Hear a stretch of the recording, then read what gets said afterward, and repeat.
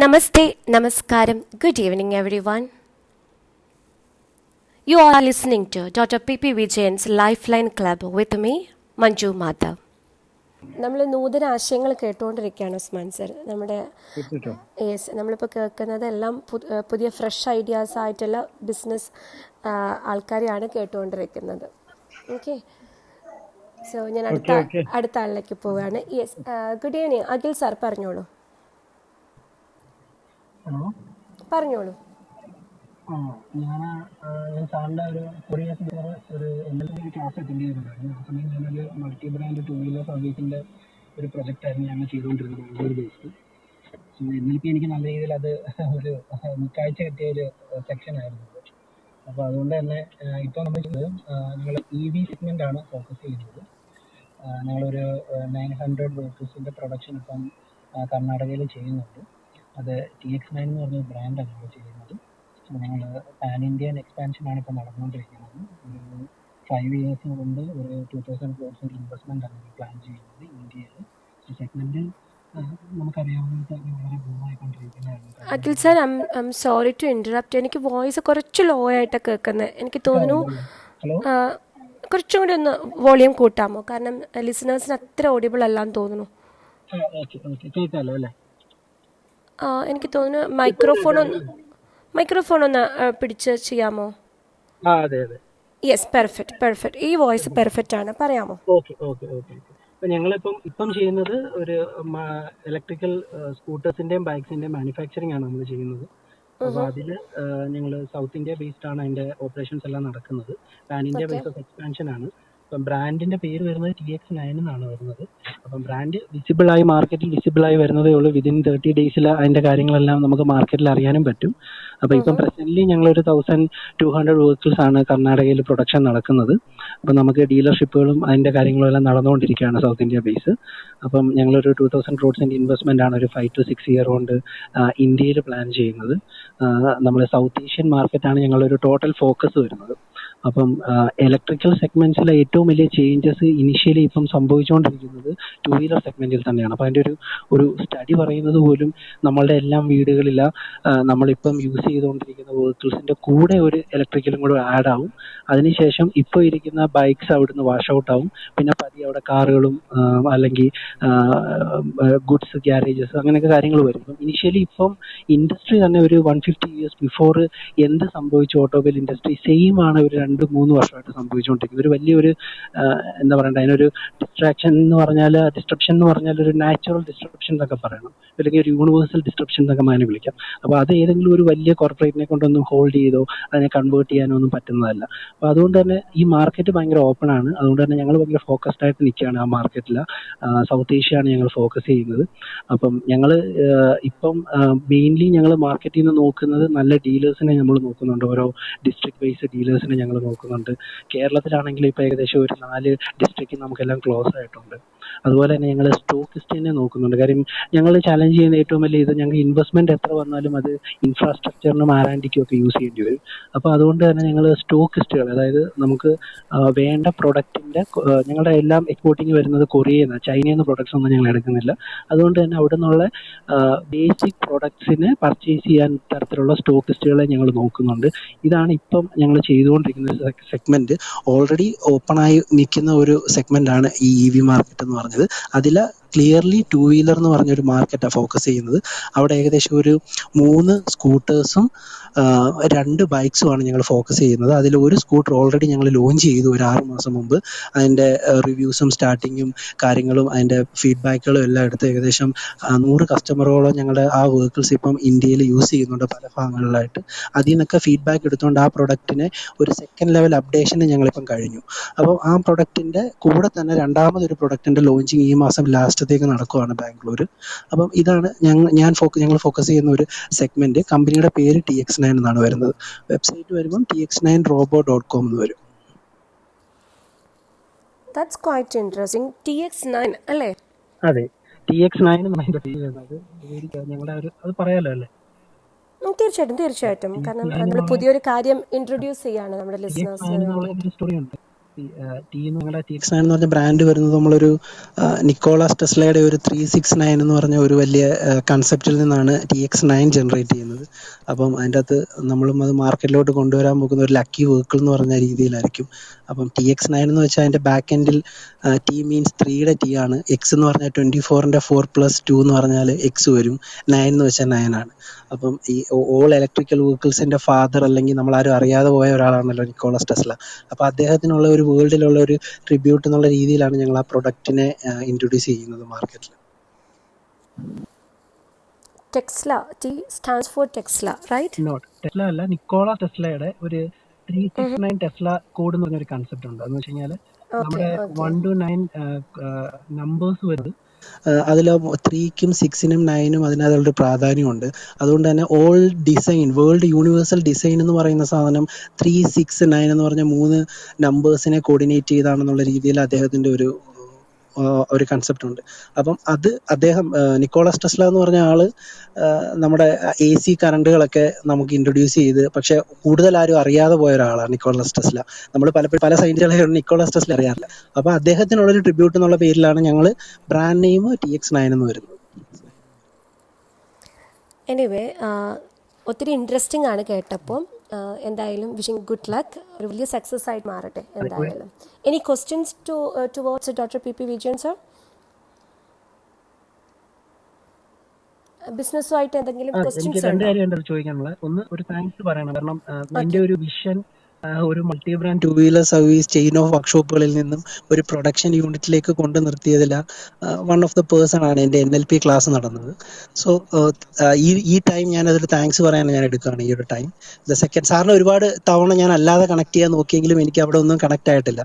അപ്പം സാറിൻ്റെ law of attraction പ്രകാരം എനിക്ക് തോന്നുന്നു ഇപ്പോഴാണ് തോന്നുന്നത് അത് സെറ്റായത്. ഞാൻ അല്ലാതെ സാറിനെ പല രീതിയിൽ കണക്ട് ചെയ്യാൻ നോക്കിയിട്ടുണ്ടായിരുന്നു. ഓക്കെ.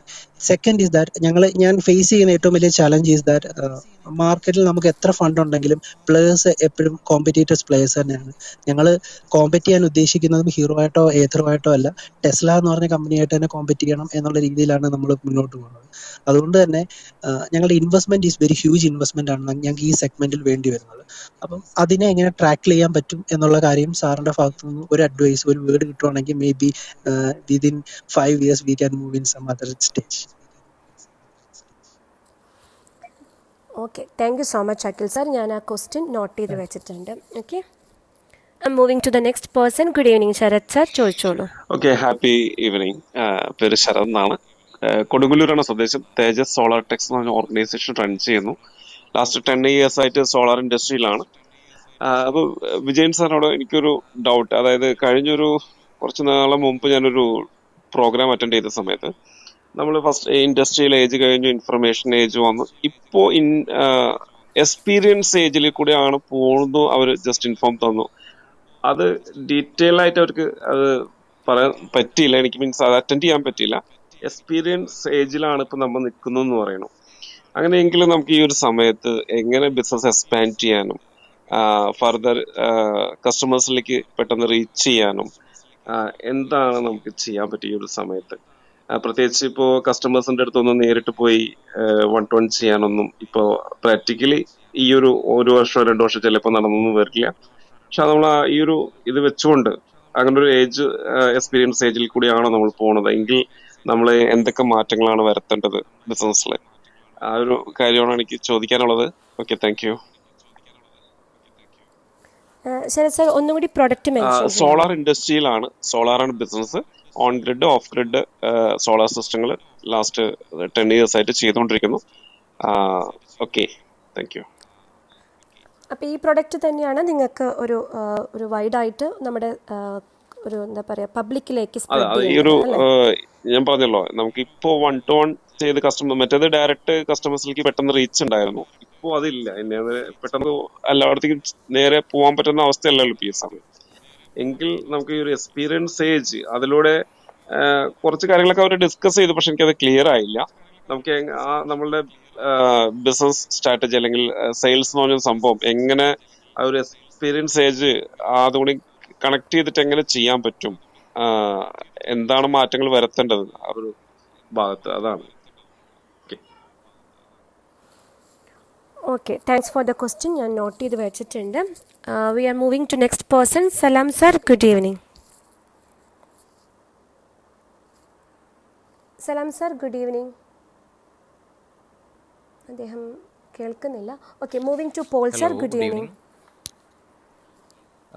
നമ്മളെ ഞാൻ ഒരു ഡൗട്ടായിട്ട് ചോദിച്ചോട്ടെ. ഞാൻ ഇൻ ബിറ്റ്വീൻ ആണ് വന്നത്. നമ്മുടെ ഇപ്പോൾ ഈ ഗ്രൂപ്പിൻ്റെ ഒരു സംഗതി എങ്ങനെയാണ്, അതായത് നമ്മൾ നമ്മുടേതായ ഓരോ ബിസിനസ്സിൻ്റെ നൂതന ആശയങ്ങളോ അല്ലെങ്കിൽ സംഗതികൾ പറഞ്ഞ് നോട്ട് ചെയ്തിട്ട് പിന്നെ വിജയൻ സാർ പിന്നെ ആൻസർ ചെയ്യുന്നതാണോ, അതോ എങ്ങനെയാണ് അതിൻ്റെ ഒരു ഇത്? ഈ platform as you clearly know സാറുമായിട്ട് ഇൻട്രാക്ട് ചെയ്യാനുള്ളതാണ്. നമ്മളിപ്പോൾ ലോ ഓഫ് അട്രാക്ഷനിൽ നിന്നാണ് തുടങ്ങിയത് നമ്മുടെ ചർച്ചകൾ കഴിഞ്ഞ 2 weeks ആയിട്ട്. അപ്പോൾ സാറ് കേൾക്കും ഓരോ ക്വസ്റ്റ്യൻസും. ലാസ്റ്റ് നമ്മൾ സാറിനോട് ചോദിക്കും, സാർ അത് അതിൻ്റെ ആൻസേഴ്സ് ക്ലബ് ചെയ്ത് പറയുകയാണ് ചെയ്യുക. ഈ ഇന്നലെ തൊട്ട് തുടങ്ങിയ ഒരു സെക്ഷനാണ് നമ്മൾ ഇന്നോവേറ്റീവ് ബിസിനസ് ഐഡിയാസ് എന്ന് പറഞ്ഞിട്ട്. അതായത് നമ്മുടെ ഇപ്പോൾ ഈ ഒരു ഇൻഡസ്ട്രിയിലേക്ക് വന്നിട്ടുള്ള പുതിയ ആശയങ്ങൾ, ബിസിനസ്സിലേക്ക് വന്നിട്ടുള്ള പുതിയ ഐഡിയകൾ കേൾക്കുക. ഒപ്പം തന്നെ സാറിൻ്റെ ഭാഗത്തു നിന്നും ഇപ്പോൾ നമുക്ക് വർക്കൗട്ട് ചെയ്യാൻ പറ്റുന്ന പുതിയ ഇൻഡസ്ട്രീസ് ഏതൊക്കെയാണ്, ഏരിയാസ് ഏതൊക്കെയാണ്, നിങ്ങളുടെ ബിസിനസ് റിലേറ്റഡ് ആയിട്ടുള്ള ക്വസ്റ്റ്യൻസിന് മറുപടിയും അദ്ദേഹം നൽകുന്നത്. ഓക്കെ, ക്ലിയർ ആണ്. ഐ ബിലീവ് സാറിന് ക്ലിയർ ആണ്. ഇൻട്രൊഡ്യൂസ് ചെയ്യാം. എൻ്റെ പേര് പോൾ എന്നാണ്. ഞാനിപ്പോൾ തീർച്ചയായിട്ടും തൃശ്ശൂർ ബേസ് ആയിട്ട് ഇപ്പോൾ ബിസിനസ്സുകൾ കാര്യങ്ങളൊക്കെ ആയിട്ട് പോകുന്നു. അപ്പോൾ പ്രൊഫഷണലി ഞാനൊരു സിവിൽ എഞ്ചിനീയർ, കൺസ്ട്രക്ഷൻ മാനേജ്മെന്റ് കഴിഞ്ഞ് അങ്ങനത്തെ ഒരു കൺസ്ട്രക്ഷൻ മേഖലയിൽ പലവിധ സെൻട്രൽ ഗവൺമെന്റിലടക്കം ജോലി ചെയ്തിരുന്ന ഒരാളാണ്. ലേറ്റർ ബിസിനസ്സിലേക്ക് വന്ന് അപ്പോൾ ഞാൻ ഇപ്പോൾ ചെയ്തുകൊണ്ടിരിക്കുന്ന ബിസിനസ്, അത് ഞാൻ ഇപ്പോഴത്തെ മെയിൻ ബിസിനസ്സിലേക്ക് വരുന്നതിന് മുന്നേ എനിക്ക് കുറച്ച് ട്രാവൽ ചെയ്യാനുള്ള അവസരങ്ങൾ കിട്ടിയിരുന്നു. അതായത് ഏഷ്യൻ കൺട്രീസ് മാത്രമല്ല, അല്ലാണ്ടുള്ള കുറച്ച് രാജ്യങ്ങളിലൊക്കെ ഞാൻ പോയി കണ്ടപ്പോൾ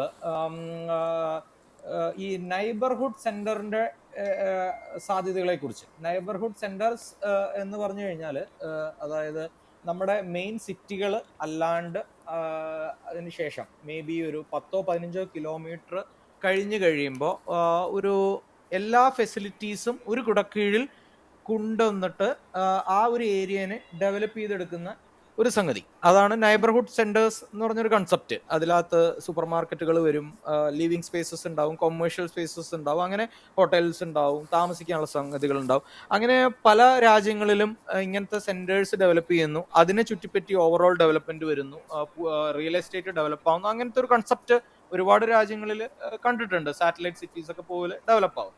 അപ്പോൾ അങ്ങനത്തെ ഒരു കൺസെപ്റ്റാണ് ഞങ്ങൾ 5 years ബിഫോർ ഞങ്ങൾ ഈ തൃശ്ശൂർ ഒരു ഏരിയ സെലക്ട് ചെയ്ത് ഞങ്ങളിവിടെ സ്റ്റാർട്ടായി. അതിൻ്റെ ഫസ്റ്റ് ഫേസ് ആയിട്ട് അതൊരു സൂപ്പർ മാർക്കറ്റ് നമ്മൾ ആരംഭിക്കുകയാണ് ഉണ്ടായത്. അതിനുശേഷം അത് അവിടെ തന്നെ അതിൻ്റെ കണ്ടിന്യൂഷനായിട്ട് അതേ ബിൽഡിങ്ങിൽ തന്നെ നമ്മൾ ഹൗസ് ഹോൾഡ്, ടെക്സ്റ്റൈൽസ്, പിന്നെ ഒരു ഫുട്വെയർ, അതേപോലെ ലേഡീസ് ഫാൻസി, അതായത് ചെറിയൊരു ഹൈപ്പർ മാർക്കറ്റ് കൺസെപ്റ്റിലേക്ക് അതിനെ കൊണ്ടുവന്നു. പിന്നെ അവിടെ തന്നെ നമ്മളൊരു കൺവെൻഷൻ സെൻറ്റർ, അതായത് കല്യാണ മണ്ഡപങ്ങൾ, അതായത് പല കപ്പാസിറ്റിയുള്ള, അത് നമുക്ക് ചെറിയ ചെറിയ ബർത്ത്ഡേ ഫങ്ഷൻസ് മുതൽ വലിയ വലിയ ഫങ്ഷൻസ് വരെ നടത്താവുന്ന ഒരു കൺവെൻഷൻ സെൻറ്റർ. പ്ലസ് അതിൽ മീറ്റിംഗ്സ് കണ്ടക്ട് ചെയ്യാം ആൾക്കാർക്ക്, ബിസിനസ്സുകാർക്ക്, അതിൽ കമ്പനീസിന് എല്ലാ ഫെസിലിറ്റി. അതായത് നമ്മൾ ഈവൻ ലാപ്ടോപ്പ് മുതൽ പ്രൊജക്ടർ ഫെസിലിറ്റീസ് വരെയുള്ള കോൺഫറൻസ് റൂമുകൾ എല്ലാം ഇതെല്ലാം ഒരു കുടക്കീഴിലാണ് ഇപ്പോൾ ഞങ്ങൾ ചെയ്തുകൊണ്ടിരിക്കുന്നത്. അപ്പോൾ ഈ കൺവെൻഷൻ സെൻറ്റർ യാഥാർത്ഥ്യമായി. പിന്നെ അതിൻ്റെ ഒപ്പം ഇപ്പോൾ ഹോട്ടൽ സ്റ്റാർട്ടായി. പിന്നെ അവിടെ തന്നെ നമുക്ക് റൂംസുകളുണ്ട്. അതും എല്ലാ കാറ്റഗറി ആയിട്ടുള്ള അഫോർഡബിൾ ആയിട്ടുള്ള സ്റ്റാൻഡേർഡ് റൂം, എക്സിക്യൂട്ടീവ്, ഡിലക്സ്, അങ്ങനെയുള്ള റൂംസുകൾ സ്റ്റാർട്ടായി. അപ്പോൾ ഞങ്ങൾ അങ്ങനത്തെ ഒരു ആശയം, അതായത് പല ഈ ഫോറിൻ രാജ്യങ്ങളിലെല്ലാം നമ്മൾ ട്രാവൽ ചെയ്ത് നോക്കുന്നവർക്കെല്ലാം കാണാവുന്ന ഒരു ആശയം ഇവിടെ കേരളത്തിൽ അത് ചെയ്ത് അത് ഇപ്പോൾ ഞങ്ങൾ ഒരു 5 years പിന്നിട്ട് കഴിയുമ്പോൾ അതൊരു സക്സസ് ആയിട്ട് നിൽക്കുകയാണ്. ഇനി അതിൻ്റെ നെക്സ്റ്റ് ഫേസ് ആയിട്ട് ഞങ്ങളിപ്പോൾ കൊറോണയുടെ ഒരു സാഹചര്യമായിട്ടാണ്, അല്ലെങ്കിൽ ഇപ്പോൾ അതിൻ്റെ മൾട്ടിപ്ലെക്സ് ഒരു പ്രൊജക്റ്റ് ഉണ്ടായിരുന്ന ഒരു ഫ്ലാറ്റ് പ്രൊജക്റ്റ് ഒക്കെ ഇതേ ഇത് വരുന്നു. അപ്പോൾ ഇത് നിങ്ങൾ കേൾക്കുമ്പോൾ ഒരു മാളോ അല്ലെങ്കിൽ അങ്ങനെയല്ല, ഇതൊരു നൈബർഹുഡ് സെന്റർ, അതായത് ഒരു റൂറൽ ഏരിയയിലാണ് ഇത് നമ്മൾ ചെയ്തേക്കണേ. അപ്പോൾ ഇങ്ങനത്തെ ഒരു ബിസിനസ് ആശയമാണ്. അത് എല്ലാവർക്കും പെട്ടെന്ന് അഫോർഡബിൾ ആയിക്കൊള്ളുന്നില്ല, കാരണം ഇതിൽ ഒരുപാട് ക്യാപിറ്റലിൻ്റെ കാര്യങ്ങൾ വരുന്നുണ്ട്, ഹൈ റിസ്ക് ഉണ്ട്. കാരണം ഇത് ഓപ്പറേറ്റ് ചെയ്യുന്നത് എപ്പോഴും ഒരു റൂറൽ അല്ലെങ്കിൽ ഒരു അങ്ങനത്തെ ടൗണിൽ നിന്ന് വിട്ടുള്ള ഒരു ഏരിയ ആയിരിക്കും. അപ്പോൾ ഞങ്ങൾക്കത് സക്സസ് ആക്കി എടുക്കാൻ പറ്റി. അപ്പോൾ ഇതിനകത്ത് ഞാൻ സംസാരിക്കുമ്പോൾ 2-3 കാര്യങ്ങളാണ് ഞാൻ ഉദ്ദേശിച്ചത്. അപ്പോൾ സാറിനോട് ചോദിക്കാനുള്ള ഇതേപോലത്തെ കേരളത്തിൽ ഇങ്ങനത്തെ നൈബർഹുഡ് സെന്റേഴ്സ്, അതായത് ഇപ്പോൾ പലരും ഇപ്പോൾ എറണാകുളം കൊച്ചി സിറ്റിയിൽ ഉള്ളവർക്കറിയാം, പലർക്കും ബുദ്ധിമുട്ടായിരിക്കും കൊച്ചി സിറ്റിന്റെ ഉള്ളിൽ പോയി പർച്ചേസ് ചെയ്യാൻ, അവിടുത്തെ പാർക്കിംഗ് കൺസ്ട്രെയിൻസ്. അതുപോലെ വേറൊരു കോഴിക്കോട് സിറ്റി, തൃശ്ശൂർ സിറ്റി, ഇവിടെയൊക്കെ പോകുമ്പോൾ ടൗണുകളിൽ ഉള്ള ഫെസിലിറ്റീസിനെ ആശ്രയിച്ച ആൾക്കാർ പോയിക്കൊണ്ടിരുന്നു. പക്ഷെ പാർക്കിംഗ് അല്ലെങ്കിൽ അങ്ങോട്ട് പോകാനുള്ള സമയനഷ്ടം ഒക്കെ വരുമ്പോൾ ഇതേപോലത്തെ നൈബർഹുഡ് സെന്റേഴ്സിന് ഇനി കേരളത്തിൽ ഇപ്പൊ ഞങ്ങൾ തൃശ്ശൂർ ഒരു റൂറൽ ഏരിയയിലാണ് ഓപ്പറേറ്റ് ചെയ്യണത്. അങ്ങനത്തെ കൺസെപ്റ്റ്സിന് ഇനി ഭാവിയിലേക്ക് കേരളത്തിലെ വളർച്ച. അപ്പോൾ ഫോർ എക്സാമ്പിൾ ഞങ്ങൾ തുടങ്ങിയ കാലം മുതൽ ഇതിന്റെ മെയിൻ ഇഷ്യൂ നമുക്ക് ഈ പ്രളയത്തിന്റെ ഇഷ്യൂ വന്നിരുന്നു. കൊറോണ പ്രളയം 2018 പ്രളയം വന്നു, 19 പിന്നെയും അതിന്റെ ചെറിയ രീതിയിൽ പിന്നെയും ഇഷ്യൂ പ്രളയത്തിന്റെ ഉണ്ടായി. അത് കഴിഞ്ഞപ്പോൾ തന്നെ കൊറോണ വന്നു.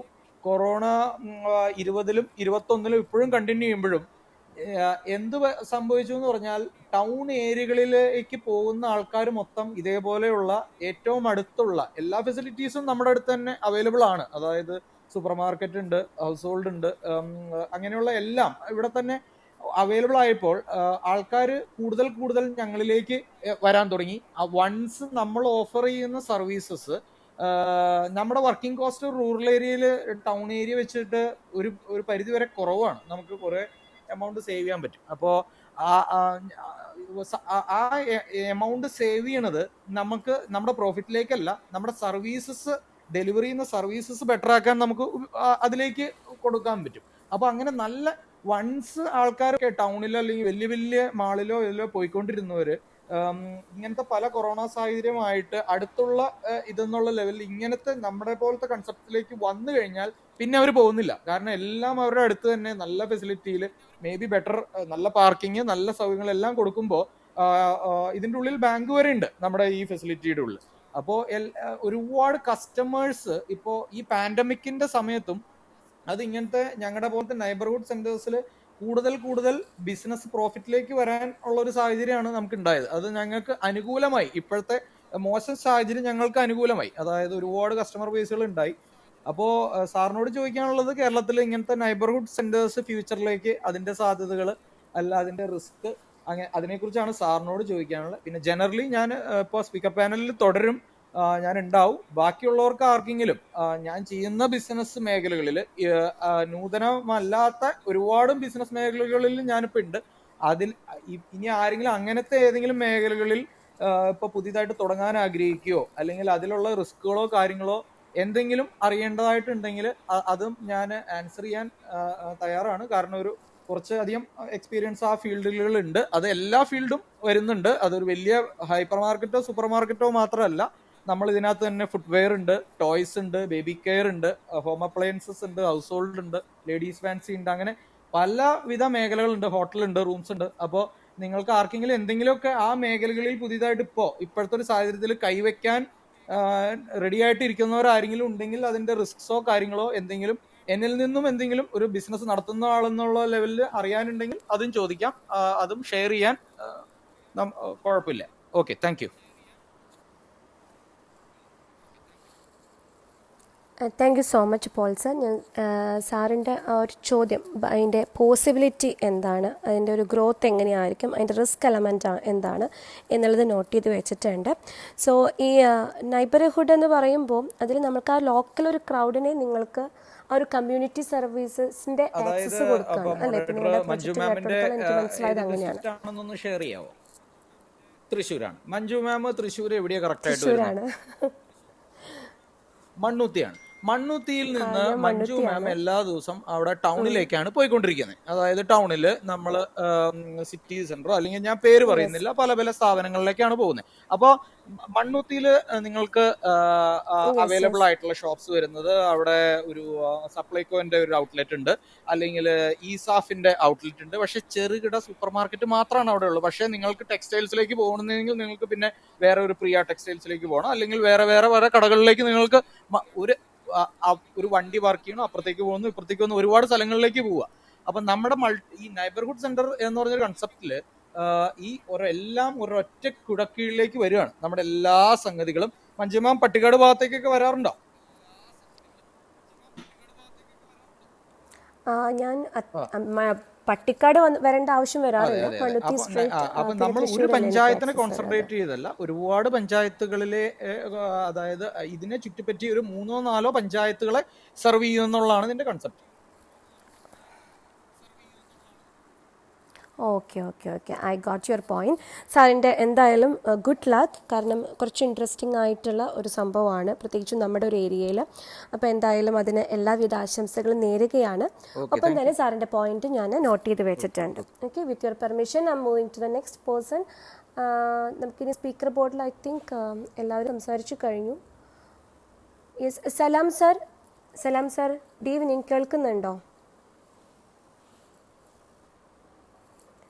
യെസ്. അപ്പോൾ നമ്മളുടെ കൂടെ ഇനിയും നിങ്ങളുടെ നൂതനമായിട്ടുള്ള ആശയങ്ങൾ പങ്കുവെക്കണം, അല്ലെങ്കിൽ നിങ്ങളുടെ പ്രൊഫൈൽ നമ്മുടെ ലിസണേഴ്സിൻ്റെ മുമ്പിൽ ഇൻട്രൊഡ്യൂസ് ചെയ്യണം എന്നുണ്ടെങ്കിൽ തീർച്ചയായിട്ടും നിങ്ങൾക്ക് മുന്നോട്ട് വരാം, ഹാൻഡ്സ് റേസ് ചെയ്യാം. നമ്മൾ പെർമിഷൻ തന്നിട്ടുണ്ട്.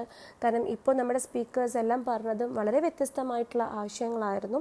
അപ്പോൾ ഇതിൻ്റെ ഇപ്പോൾ നമ്മളോടൊപ്പം സംസാരിച്ച ഒപ്പം തന്നെ ഉസ്മാൻ മദേരി സാറുണ്ട്. അദ്ദേഹം ഇന്നലെ വളരെ ഡീറ്റെയിൽ ആയിട്ട് നിങ്ങൾക്ക് എങ്ങനെയാണ് ഒരു മാർക്കറ്റിലേക്ക് ഇറങ്ങുന്നതിന് മുമ്പ് എന്തൊക്കെ കാര്യങ്ങൾ സ്റ്റഡി ചെയ്യണം, അതിൻ്റെ റിസ്ക് എങ്ങനെയാണ്, നമ്മൾ വിഷൻ എങ്ങനെയാണ് സെറ്റ് ചെയ്ത് അതിൻ്റെ ഒരു ചലഞ്ചസ് എങ്ങനെയാണ് ടാക്കിൾ ചെയ്ത് എന്നുള്ളതിനെക്കുറിച്ചൊക്കെ അദ്ദേഹം പറഞ്ഞു തന്നു.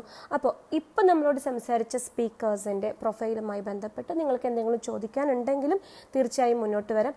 ഒപ്പം തന്നെ very zone doctor P Vijayan sir will join us. So നിങ്ങളുടെ ഓപ്പർച്യൂണിറ്റിയാണ്. നിങ്ങൾക്ക് ബിസിനസ്സിലേക്ക് ഇറങ്ങുന്നതിന് മുമ്പ് വളരെ സയൻറ്റിഫിക് ആയിട്ട് എന്തെങ്കിലും കാര്യങ്ങൾ അറിയേണ്ടതുണ്ടോ, അതിൻ്റെ മാർക്കറ്റ് പോസിബിലിറ്റി അറിയേണ്ടതുണ്ടോ, അതിൻ്റെ റിസ്കിനെ കുറിച്ച് അറിയേണ്ടതുണ്ടോ, തീർച്ചയായിട്ടും ചോദിക്കാം. ഞാൻ 2 ലിസണേഴ്സ് കൂടി വരുന്നുണ്ട്. 2 പേർക്കും ഞാൻ പെർമിഷൻ തരുന്നുണ്ട്. Pre Thomas and Mathai sir and C Vishnu Prasad sir. Permission തരുമ്പോൾ നിങ്ങൾക്ക് മുകളിൽ നോട്ടിഫിക്കേഷൻ വരുന്നുണ്ട്, അത് അക്സെപ്റ്റ് ചെയ്താൽ മാത്രമേ നിങ്ങൾ സ്പീക്കർ ബോർഡിലേക്ക് വരുള്ളൂ. ഗുഡ് ഈവനിങ്, പറഞ്ഞോളൂ. Okay, thank U. എന്റെ പേര് വിഷ്ണു പ്രസാദ് എന്നാണ്. സ്ഥലം കരുനാഗപ്പള്ളിയാണ്, കൊല്ലം ജില്ലയിലെ കരുനാഗപ്പള്ളിയാണ് സ്ഥലം. നൂതനമായ ഒരു ആശയം എന്നൊന്നും പറയാൻ ഉള്ള ഒരു ബിസിനസ് അല്ല ഞാൻ ചെയ്യുന്നത് എന്നാണ് എനിക്ക് തോന്നുന്നത്. കാരണം പല ആളുകളും ചെയ്യുന്നുണ്ട്, പക്ഷെ വ്യത്യസ്തമായിട്ടാണ് ചെയ്യുന്നത് എന്നുള്ളതാണ് എൻ്റെ ഒരു വിശ്വാസം. ഞാൻ ഒരു ഇലക്ട്രിക്കൽ എഞ്ചിനീയർ ആണ് ബേസിക്കലി. പരിചയസമ്പത്ത് നേടിയതിനു ശേഷം ഞങ്ങൾ ഒരു പാർട്ട്നേഴ്സ്, ഞങ്ങളുടെ കൂടെ വർക്ക് ചെയ്തിരുന്ന ഞങ്ങൾ 4 പേര് ചേർന്നിട്ട് തന്നെ ഒരു ഇലക്ട്രിക്കൽ കോൺട്രാക്ടിങ് കമ്പനി ആരംഭിക്കുകയുണ്ടായി. അത് കഴിഞ്ഞിട്ട് ഇപ്പോൾ 5 വർഷമായി, സ്റ്റാർട്ട് ചെയ്തിട്ട് 5 വർഷമായി. എല്ലാവിധമായിട്ടുള്ള ഇലക്ട്രിക്കൽ വർക്കുകളും ചെയ്യുന്നുണ്ട്. ആദ്യം തുടങ്ങിയ സമയത്ത് നമ്മൾ വീടുകളുടെയും മറ്റും ഇലക്ട്രിക്കൽ വയറിംഗ് അടക്കമുള്ള വർക്കുകൾ ചെയ്തിരുന്നു. പക്ഷെ ഇപ്പോൾ നമ്മളുടെ ഒരു കൂടുതൽ ഫോക്കസിങ്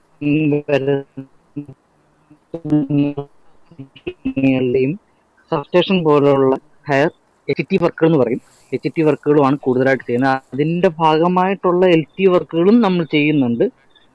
പിന്നെ സോളാറിന്റെ ചെയ്യാറുണ്ട്.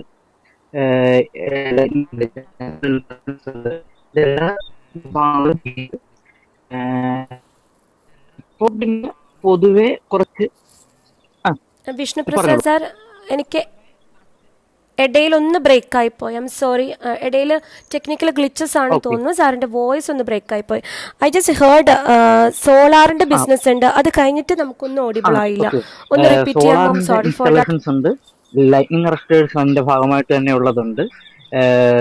ജനറേറ്റർ ഇൻസ്റ്റാളേഷൻസ് ഉണ്ട്. പിന്നെ സ്വിച്ചസിന്റെ ഒക്കെ ഡിസ്ട്രിബ്യൂഷൻ ഉണ്ട്, സ്വിച്ചസ് പ്ലേറ്റ്സിന്റെ ഒക്കെ ഡിസ്ട്രിബ്യൂഷൻ ഉണ്ട്. വയേഴ്സിന്റെ ഡീലർഷിപ്പ് ഉണ്ട്. ഇങ്ങനെ ഒരു സെറ്റ് ഓഫ് മേഖലകളാണ് ഇപ്പോൾ ഞങ്ങൾ ചെയ്തുകൊണ്ടിരിക്കുന്നത്. പക്ഷെ ഇപ്പോൾ പുതിയ വെർട്ടിക്കൽസിലേക്ക് മൂവ് ചെയ്യുന്നതിന് വേണ്ടിയിട്ടുള്ള ഒരു ഡിസ്കഷൻസ് ഞങ്ങൾക്കിടയിൽ നടന്നുകൊണ്ടിരിക്കുന്നതേ ഉള്ളൂ. അതും ഇപ്പം ഡോക്ടർ പി വിജയൻ സാറൊക്കെ പങ്കെടുത്ത ഒരു ക്ലബ് ഉണ്ടായിരുന്നു, ബിസിനസ് ഓപ്പർച്യൂണിറ്റി ക്ലബ് എന്ന് പറയുന്ന. അതിൽ കൂടെ കേട്ടപ്പോഴാണ് പല ഐഡിയാസ് ഞങ്ങൾക്ക് ഉരുത്തിരിഞ്ഞ് വന്നത്. അപ്പോൾ ഞങ്ങൾ ഇപ്പോൾ അതിന് വേണ്ടിയിട്ടുള്ള ശ്രമങ്ങളിലാണ്. അപ്പോൾ നേരത്തെ ഞാൻ എൻ്റെ ഒരു ബിസിനസ്സിനെ ജസ്റ്റ് ഒന്ന് ഇൻട്രൊഡ്യൂസ് ചെയ്യുന്നു എന്നുള്ളതേ ഉള്ളൂ. അതാണ് ഞാൻ പറഞ്ഞത്, നൂതനമായിട്ടുള്ള ഒരു ആശയം എന്ന് പറയുവാൻ പറ്റുമോ എന്ന് എനിക്കറിയില്ല. പക്ഷെ വ്യത്യസ്തമായിട്ടാണ് ചെയ്യുന്നത്. എല്ലാത്തിനും ഞങ്ങളുടേതായിട്ടുള്ള ഒരു ഐഡന്റിറ്റി ഞങ്ങൾ കീപ്പ് ചെയ്യുന്നുണ്ട്.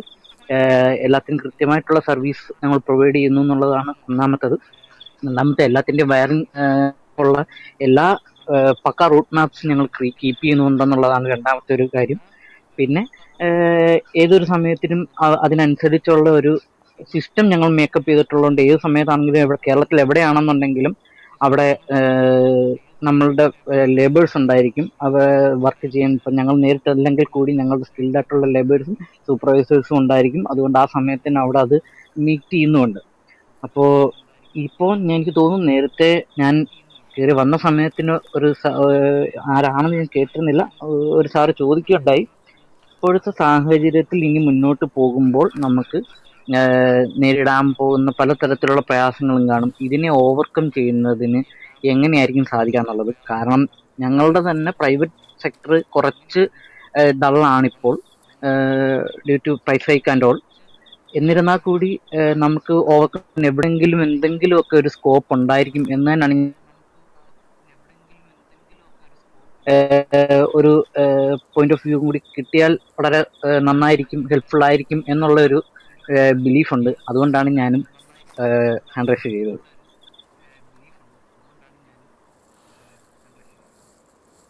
Vishnuprasad sir, first of all really sorry to say, കുറേ ഭാഗങ്ങൾ എനിക്ക് ബ്രേക്കായിട്ടാണ് കേട്ടത്. അപ്പോൾ എനിക്ക് കിട്ടിയൊരു ഓൾ ഓവർ ഐഡിയ ആണ് നിങ്ങൾ സോളാർ ബിസിനസ് രംഗത്തും ഉണ്ട്.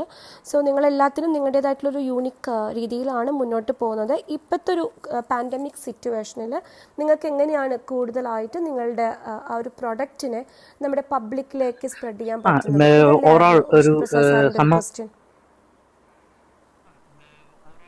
സോളാർ ഉണ്ടെന്ന് പറയുന്നത് നമ്മുടെ ഒരു വെർട്ടിക്കലാണ്. സോളാർ പവർ സൊല്യൂഷൻസ് പറയുന്നത് ഇൻഡിക്കസ് ഗ്രൂപ്പ് എന്നാണ് കമ്പനിയുടെ പേര്. ഞാൻ ഡീറ്റെയിൽ ആയിട്ട് തന്നെ കൊടുത്തിട്ടുണ്ട്. നമുക്ക് എല്ലാ തരത്തിലുള്ള വർക്കുകളും ഉണ്ട്. ഇലക്ട്രിക്കലിന്റെ ഏത് തരത്തിലുള്ള ഒരു സൊല്യൂഷനും നമ്മൾ പ്രൊവൈഡ് ചെയ്യുന്ന ഓവറോൾ കേരള മാത്രമേ ഉള്ളൂ. അപ്പോൾ എല്ലാ വെർട്ടിക്കൽസും ഉണ്ട്, ഇലക്ട്രിക്കലിന്റെ എല്ലാ മേഖലകളും ഉണ്ട്. അപ്പോൾ അതിന് തുറന്ന് മാത്രമല്ല, അതിന് മാത്രമേ ഉള്ളൂ തിരുത്താൻ. ബാക്കിയെല്ലാം മഞ്ജു മാം പറഞ്ഞത് കറക്റ്റാണ്.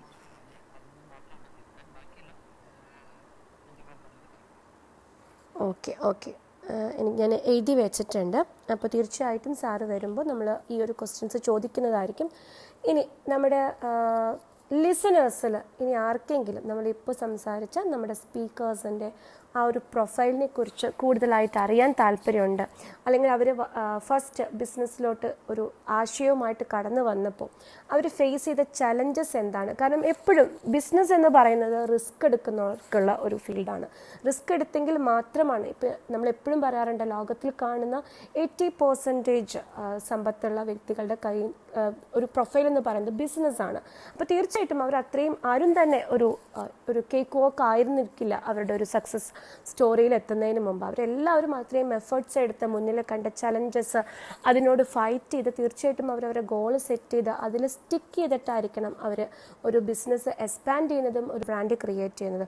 സോ ഇതുമായി റിലേറ്റഡ് ആയിട്ട് നിങ്ങൾക്ക് നമ്മുടെ സ്പീക്കേഴ്സുമായിട്ട് ആർക്കെങ്കിലും സംസാരിക്കണമെങ്കിൽ തീർച്ചയായിട്ടും മുന്നോട്ട് വരാം. അതുപോലെ തന്നെ നിങ്ങളുടെ കയ്യിൽ നൂതനമായിട്ടുള്ള ആശയങ്ങളുണ്ടെങ്കിൽ മുന്നോട്ട് വരാം.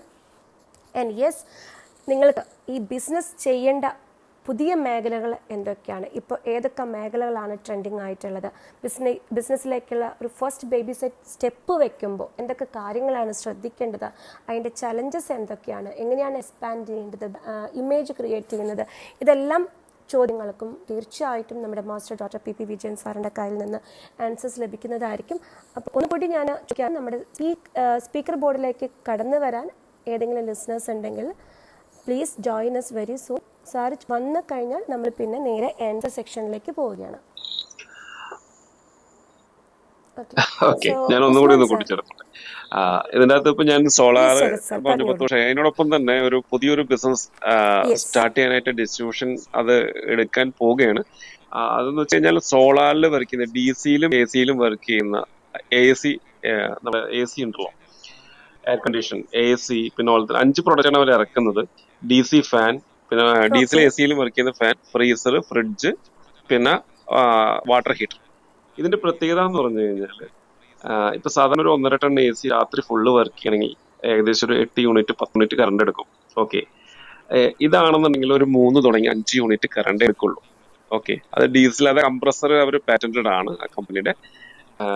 അത് എക്സ്പാൻഡ് ചെയ്യാൻ വേണ്ടി നോക്കുന്നുണ്ട്. കാരണം ഇന്നിപ്പോ ഇലക്ട്രിസിറ്റിയിൽ വലിയൊരു മാറ്റം ഓരോ വീടുകളിലേക്കും സ്ഥാപനങ്ങൾക്കും ഉണ്ടാക്കാൻ പറ്റും. അത് നല്ലൊരു വ്യത്യാസം. കാരണം ഒരു 2 AC വർക്ക് ചെയ്യുന്ന കറണ്ട് കൊണ്ട് 5 AC വർക്ക് ചെയ്യാം. ആ ഒരു മാറ്റം വലിയൊരു മാറ്റമായിരിക്കും. ഒരുപാട് ഇലക്ട്രിസിറ്റി ബില്ല് സേവ് ചെയ്യാൻ പറ്റുന്ന ഒരു മേഖലയാണ് അത്.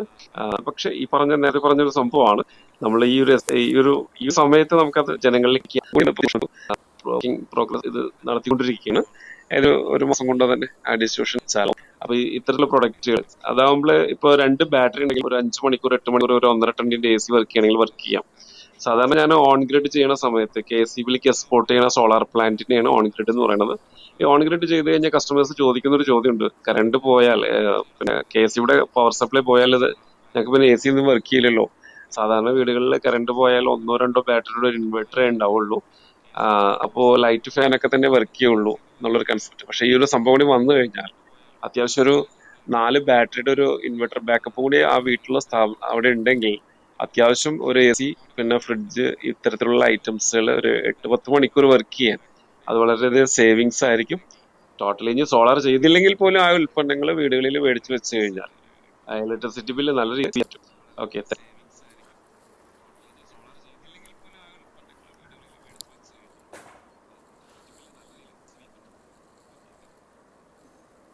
പറയൂ. Okay sir. സോ ഞാൻ ഉസ്മാൻ സാറിനോട് ചോദിക്കണം. ഉസ്മാൻ സാർ, യെസ്, നമ്മൾ തേനിൽ നിന്ന് തുടങ്ങി തേനിൽ തന്നെ നിൽക്കുകയാണ്, പുതിയ പ്രൊഡക്ട്സുമായിട്ട് വരുവാണ്. അപ്പോൾ നമ്മുടെ ലിസണേഴ്സിന് വേണ്ടിയാണ് ഈ ഒരു മാർക്കറ്റിലേക്ക് ഇറങ്ങുന്നതിന് മുന്നേ നമ്മൾ ശ്രദ്ധിക്കേണ്ട കാര്യങ്ങൾ എന്തൊക്കെയാണ്?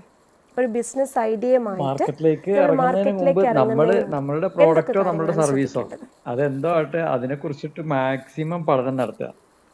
അത് എവിടെ നമ്മൾ തുടങ്ങണം, ഏത് രീതിയിലാണ് അതിന്റെ ബ്രാൻഡിങ് നടത്തേണ്ടത്, അതുപോലെ തന്നെ അതിന്റെ ഇപ്പൊ നേരത്തെ ഒരാള് മറ്റേ ഒരു കൃഷിയുടെ കാര്യം പറഞ്ഞല്ലോ, അതുപോലുള്ള കാര്യങ്ങളൊക്കെ ചെയ്യുമ്പോൾ നമുക്ക് വരുന്ന സമയത്ത് നമ്മൾ കണക്കുകളൊക്കെ കൂട്ടുമ്പോഴൊക്കെ നമുക്ക് വളരെ നന്നായിട്ടൊക്കെ തോന്നും.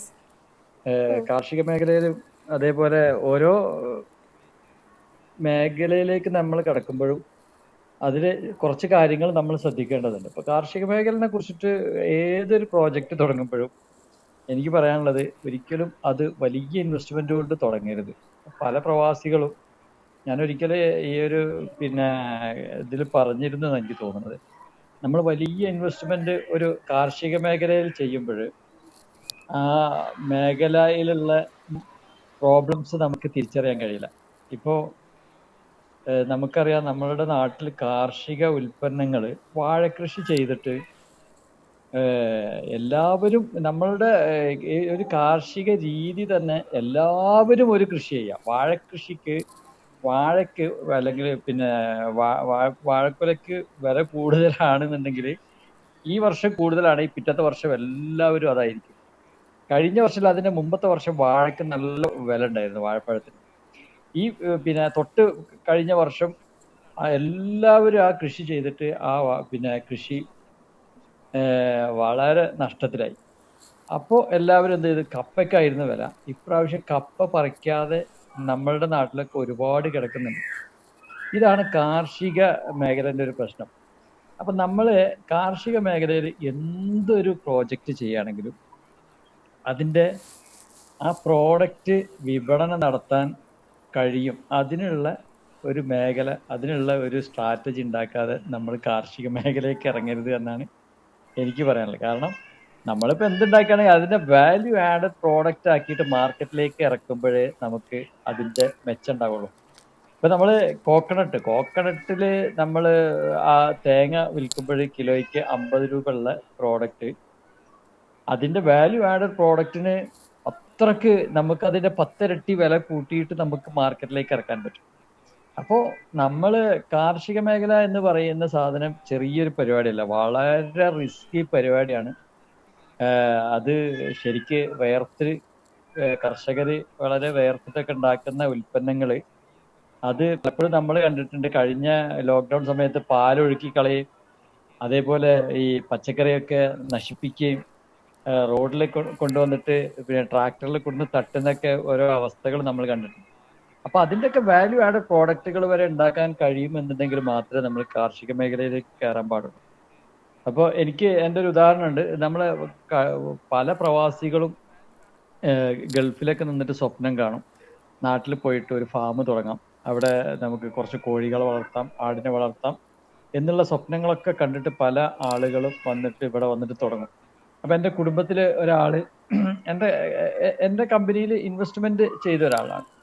അവര് ഇൻവെസ്റ്റ്മെന്റ് ചെയ്തപ്പോൾ അദ്ദേഹം എനിക്കും ഇൻവെസ്റ്റ്മെന്റ് തന്നു, അതേപോലെ തന്നെ ഒരു കോഴി ഫാമിനും ഇൻവെസ്റ്റ്മെന്റ് നടത്തി.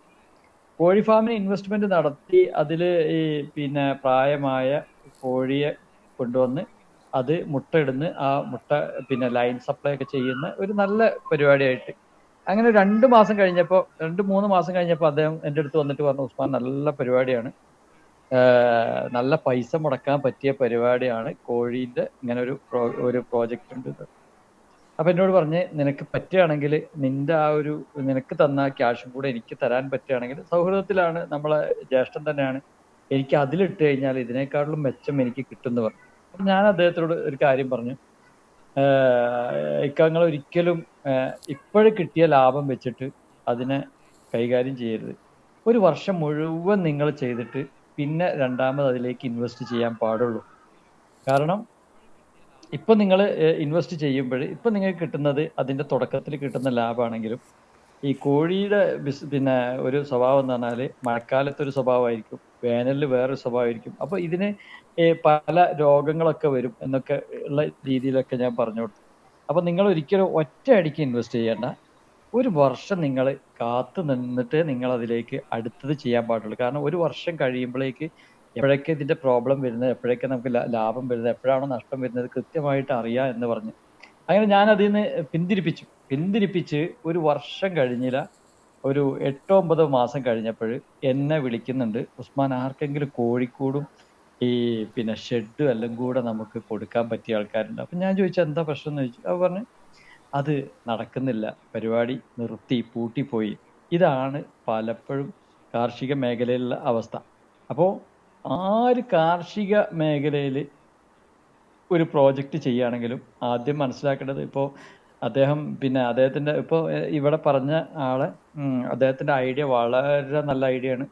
കാരണം അതിൻ്റെ ഇടയിലൊക്കെ പിന്നെ ജാക്ക് ഫ്രൂട്ട് വെക്കുക, അതേപോലെ ബാക്കിയുള്ളത് ഈ ജാക്ക് ഫ്രൂട്ട് കൊണ്ട് എന്തൊക്കെ രീതിയിലാണ് ചക്ക കൊണ്ടുപോയിട്ട് മാർക്കറ്റിലേക്ക് കൊണ്ടുപോയി വിൽക്കാം എന്നുള്ള രീതിയിൽ ചിന്തിക്കുകയാണെങ്കിൽ ആ പ്രോജക്റ്റിൽ ഒരു കാര്യമില്ല. പക്ഷെ വാല്യൂ ആഡഡ് പ്രോഡക്റ്റ് ആക്കിയിട്ട് അതിൻ്റെ പിന്നെ ഇപ്പം ഞങ്ങൾ വയനാട്ടിലുണ്ട് ജാക്ക് ഫ്രൂട്ട് ഐസ്ക്രീം, നല്ല ടേസ്റ്റി ഐസ്ക്രീമാണ്.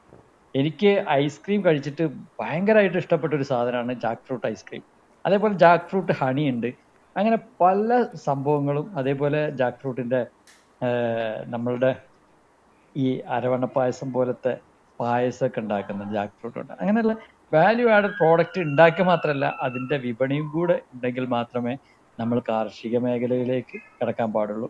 അതേപോലെ തന്നെ ഓരോ മേഖലക്കും അതിൻ്റെതായ രീതിയിൽ മാർക്കറ്റിംഗ് ആണ് ഇന്ന് കാർഷിക മേഖലയിലെ ഏറ്റവും വലിയ പ്രശ്നം എന്ന് പറഞ്ഞാൽ, ആവശ്യക്കാരിലേക്ക് ഈ പ്രോഡക്റ്റ് എത്തിക്കാൻ മാർക്കറ്റിംഗ് തന്നെയാണ് പ്രശ്നം.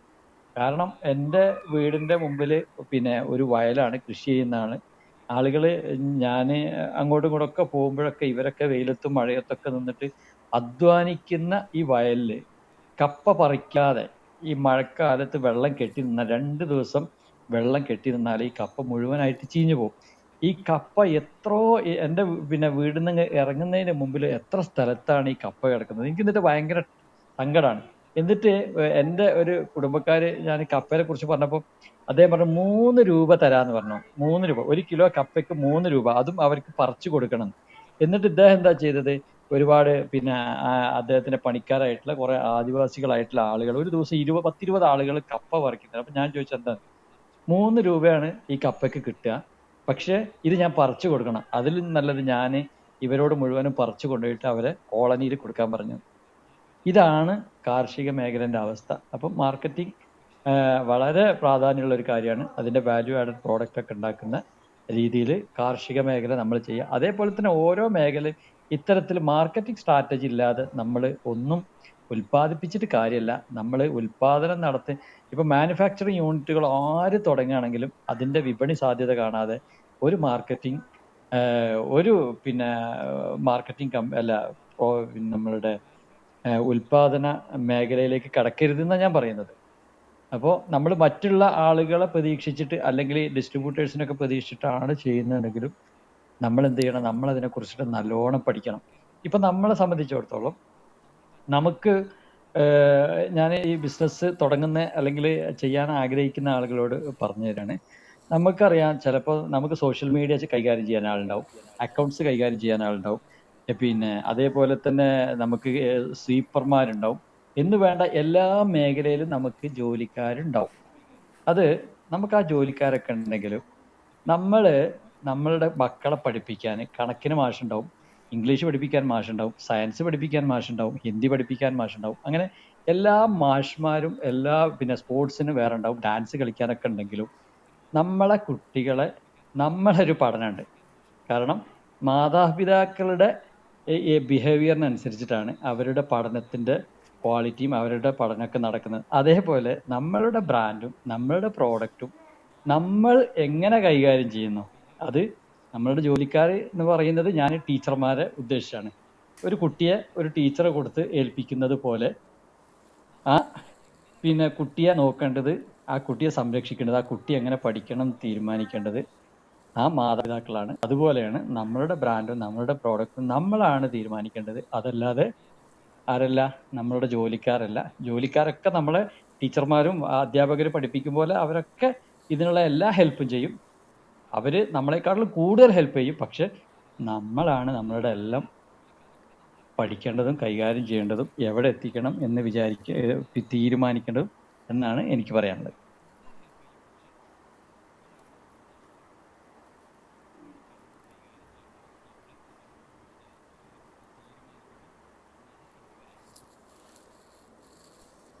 Thank you so much Usman sir.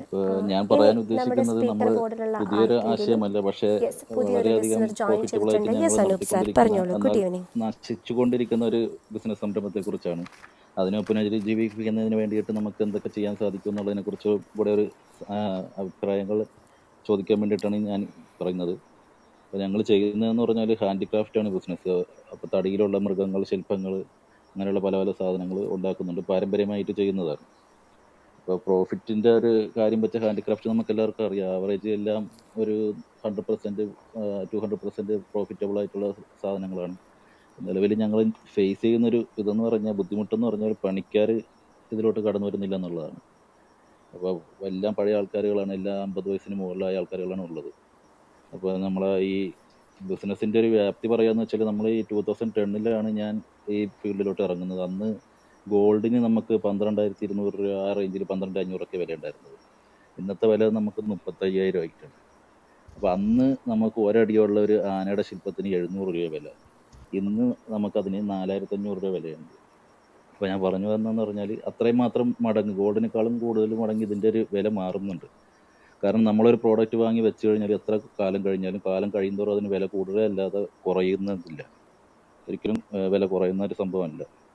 അപ്പോൾ വിജയൻ സാറിൻ്റെ അടുത്ത് എനിക്ക് ചോദിക്കാനുള്ളത്, നമുക്ക് പുതിയ ആൾക്കാരെ ഇതിലോട്ട് കൊണ്ടുവരുന്നതിന് വേണ്ടിയിട്ടുള്ളൊരു സംവിധാനം, ഇത് പണി പഠിക്കുന്നതിന് വേണ്ടിയിട്ടും ബിസിനസ് മാർക്കറ്റിങ്ങിൻ്റെ കാര്യത്തിന് വേണ്ടിയിട്ടൊക്കെ ആയിട്ട്, ഈ കരകൗശല നിർമ്മാണം എന്ന് പറയുമ്പോൾ മിക്കവർക്കും അതൊരു കുറച്ചിലായിട്ടാണ് തോന്നുന്നത്. അയ്യോ, ആ ഒരു തൊഴിലിനൊരു ഇതില്ല എന്നുള്ള രീതിയിൽ. പക്ഷേ അതിൻ്റെ ഒരു ബിസിനസ്സിൻ്റെ ഒരു വ്യാപ്തിയെക്കുറിച്ച് ആൾക്കാർ കൃത്യമായിട്ട് മനസ്സിലാക്കിയിട്ടില്ലെന്നാണ് എനിക്ക് തോന്നുന്നത്. അതുകൊണ്ടായിരിക്കും അങ്ങനെ അധികം ആൾക്കാർ ഇറങ്ങി വരാത്തത്. അപ്പോൾ ഇതിലോട്ട് ആൾക്കാരെ കൊണ്ടുവരുന്നതിന് വേണ്ടിയിട്ട് എന്തൊക്കെ ചെയ്യാൻ പറ്റും എന്നുള്ളതിനെ കുറിച്ചാണ് എനിക്ക് ചോദിക്കാനുള്ളത്. ഹലോ. സാർ,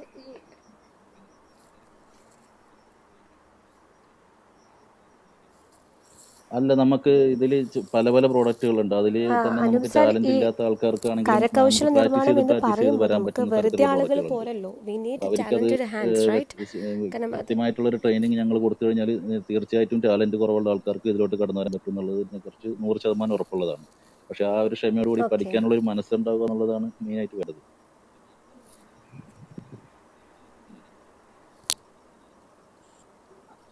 അതെ അതെ.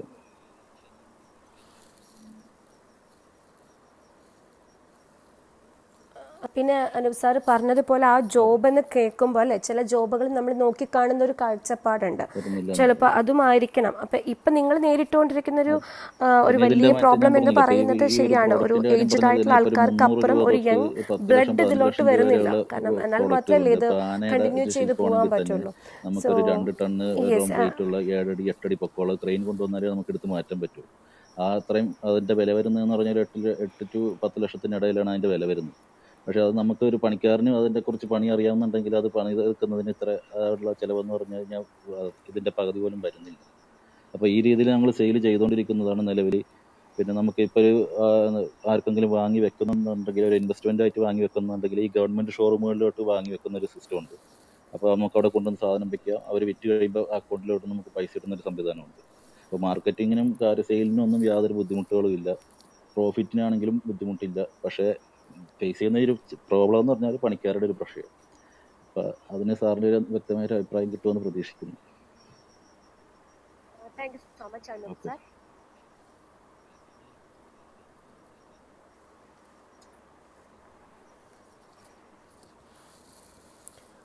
Thank you so much Anoop sir. ഞാൻ ആ ക്വസ്റ്റ്യൻ നോട്ട് ചെയ്ത് വെച്ചിട്ടുണ്ട്. തീർച്ചയായിട്ടും സാർ വരുമ്പോൾ നമ്മളത് ഡിസ്കഷനിൽ എടുക്കുന്നതായിരിക്കും. I M moving to the next listener. Mustafa sir, good evening. Yes, good evening madam. Mustafa sir, good evening. Sudheer. Okay, moving to Sudheer sir, good evening.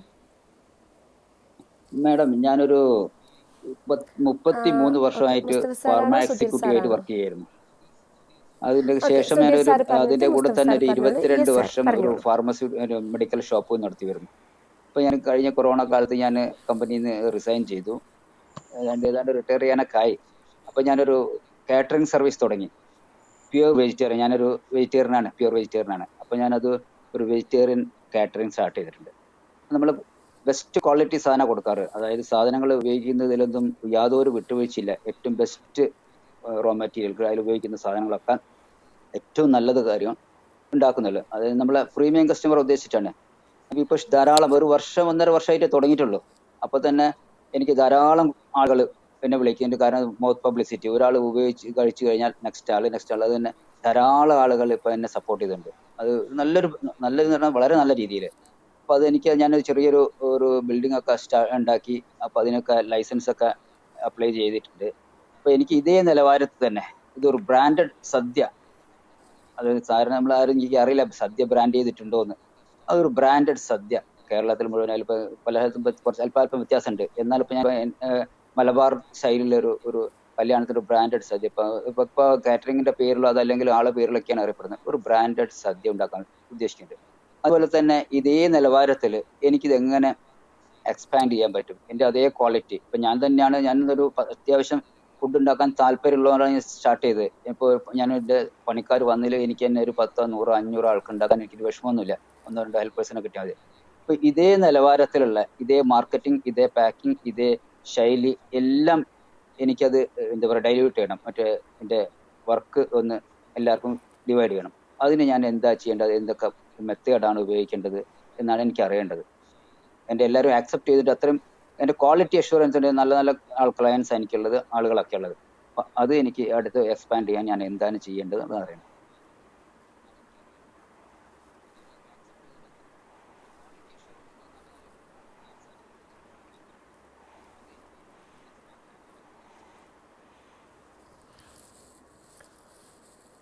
I truly appreciate that passion. കാരണം ആൾക്കാരില്ലെങ്കിലും എനിക്ക് ആ സദ്യ ഉണ്ടാക്കാനുള്ള കാരണം നമ്മളൊരു കാര്യത്തിലേക്ക് ഇറങ്ങുമ്പോൾ നമ്മളത് ഹൃദയത്തിൽ ഏറ്റുവാങ്ങിയിട്ട് ചെയ്യുമ്പോൾ ആ ഒരു പാഷനാണ് ഇപ്പോൾ സുധീർ സാറ് സംസാരിച്ചപ്പോൾ എനിക്ക് കിട്ടിയത്.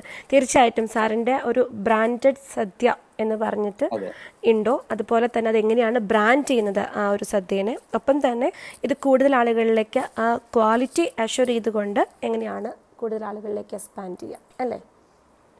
തീർച്ചയായിട്ടും ക്വസ്റ്റ്യൻ വെച്ചിട്ടുണ്ട്. തീർച്ചയായിട്ടും സാറ് വരുമ്പോൾ ചോദിക്കുന്നതായിരിക്കും. Moving to next person, mister Rama. ഞാൻ Mustafa. Ramachandran sir, good evening sir. ചോദിച്ചോളൂ. അതിനു മുമ്പ് Mustafa sir, I'm sorry, Mustafa sir, good evening. Okay. ഞാൻ അടുത്ത കാലത്തായിട്ടൊരു പ്രോഡക്റ്റ് മാനുഫാക്ചറിങ് കമ്പനി എന്ന് പറഞ്ഞാൽ ഡോർ. യെസ്. അപ്പോൾ ഇതിൽ നമുക്ക് കമ്പനി തുടങ്ങി കമ്പനി ഈ കൊറോണയായിട്ട് ബന്ധപ്പെട്ട് നമുക്ക് കുറച്ചും കൂടിയും അത് മാർക്കറ്റിങ്ങിൽ കുറേയും കൂടിയും മുന്നോട്ട് പോകാൻ പറ്റി, മറ്റ് സ്റ്റേറ്റിൽ നിന്നൊക്കെ വരുന്നതിൻ്റെ ഷോർട്ടേജൊക്കെ കാരണം. ഇപ്പം നമ്മൾ ആഗ്രഹിക്കുന്ന ഒരു സംഭവം എന്ന് വെച്ചാൽ ഈ സാധാരണഗതിയിൽ കേരളത്തിലെ 80% ഈ പ്രോഡക്റ്റുകൾ വന്നിരുന്നത് തമിഴ്നാട്ടിൽ നിന്നും കർണാടകയിൽ നിന്നുമായിരുന്നു. കർണാടകയല്ല, തമിഴ്നാടായിരുന്നു.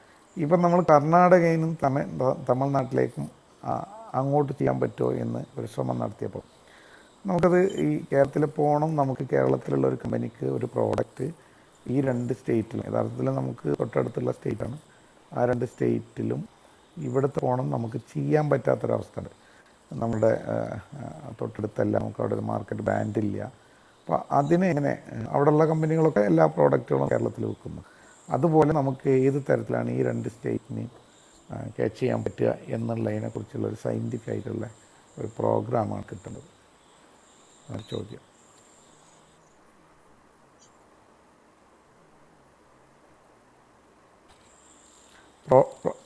പ്രോഡക്റ്റിനെ ഓക്കെ. പേശി ഡോറാണ് പ്രൊഡക്റ്റ്. കേരളത്തിൽ വളരെ കാലം കൊണ്ട് തന്നെ മാർക്കറ്റിൽ വളരെ മുന്നോട്ട് നമുക്ക് ടാർഗറ്റ് ചെയ്യാൻ നമ്മുടെ ആഗ്രഹം 2 സ്റ്റേറ്റിൽ എന്തോ നമുക്ക് ചെയ്തുകൂടാണ്. കാരണം അവിടത്തേക്കുള്ള ക്വാളിറ്റിയിൽ നമ്മൾ പ്രോഡക്റ്റ്, പക്ഷെ നമുക്കവിടെ കേരളത്തിൽ പോകണം, അങ്ങനെ അങ്ങോട്ട് ചെയ്യാൻ കഴിയില്ല.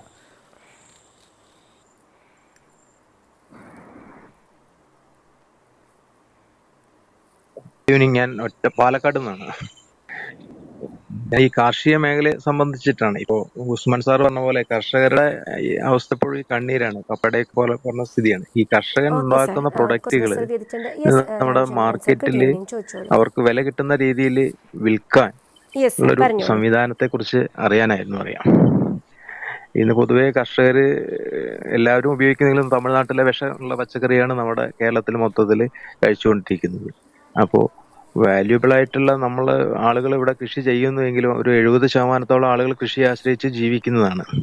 പക്ഷേ ഈ കർഷകരുടെ ഈ പ്രശ്നങ്ങൾക്ക് സർക്കാരുകൾക്കും പരിഹാരം കാണാൻ പറ്റുന്നില്ല.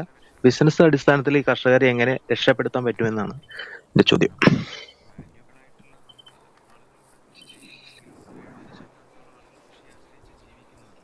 പാലക്കാട് ഞാൻ ചെയ്യുന്ന ഇപ്പൊ പച്ചക്കറിയാണ്. ചേന, അതുപോലെ എന്താ പറയാ പാവല്, വെണ്ട, അതുപോലെയുള്ള ഐറ്റംസ് ആണ് ഞാൻ ചെയ്യുന്നത്. കഴിഞ്ഞ വർഷം ചേന ഞാൻ 1.5 ലക്ഷം രൂപ മുടക്കി ചെയ്തു. പക്ഷെ എനിക്ക് റിട്ടേൺ കിട്ടിയത് 1 ലക്ഷത്തിൽ താഴെ മാത്രമാണ്.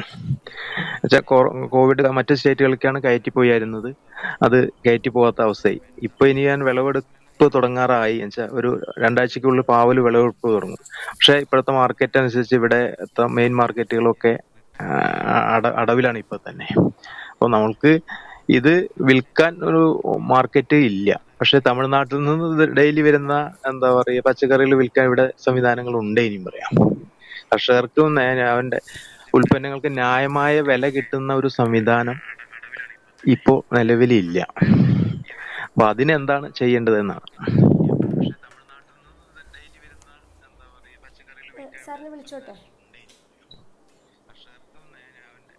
ഓക്കെ മാഡം, മനസ്സിലായില്ലേ? ഹലോ.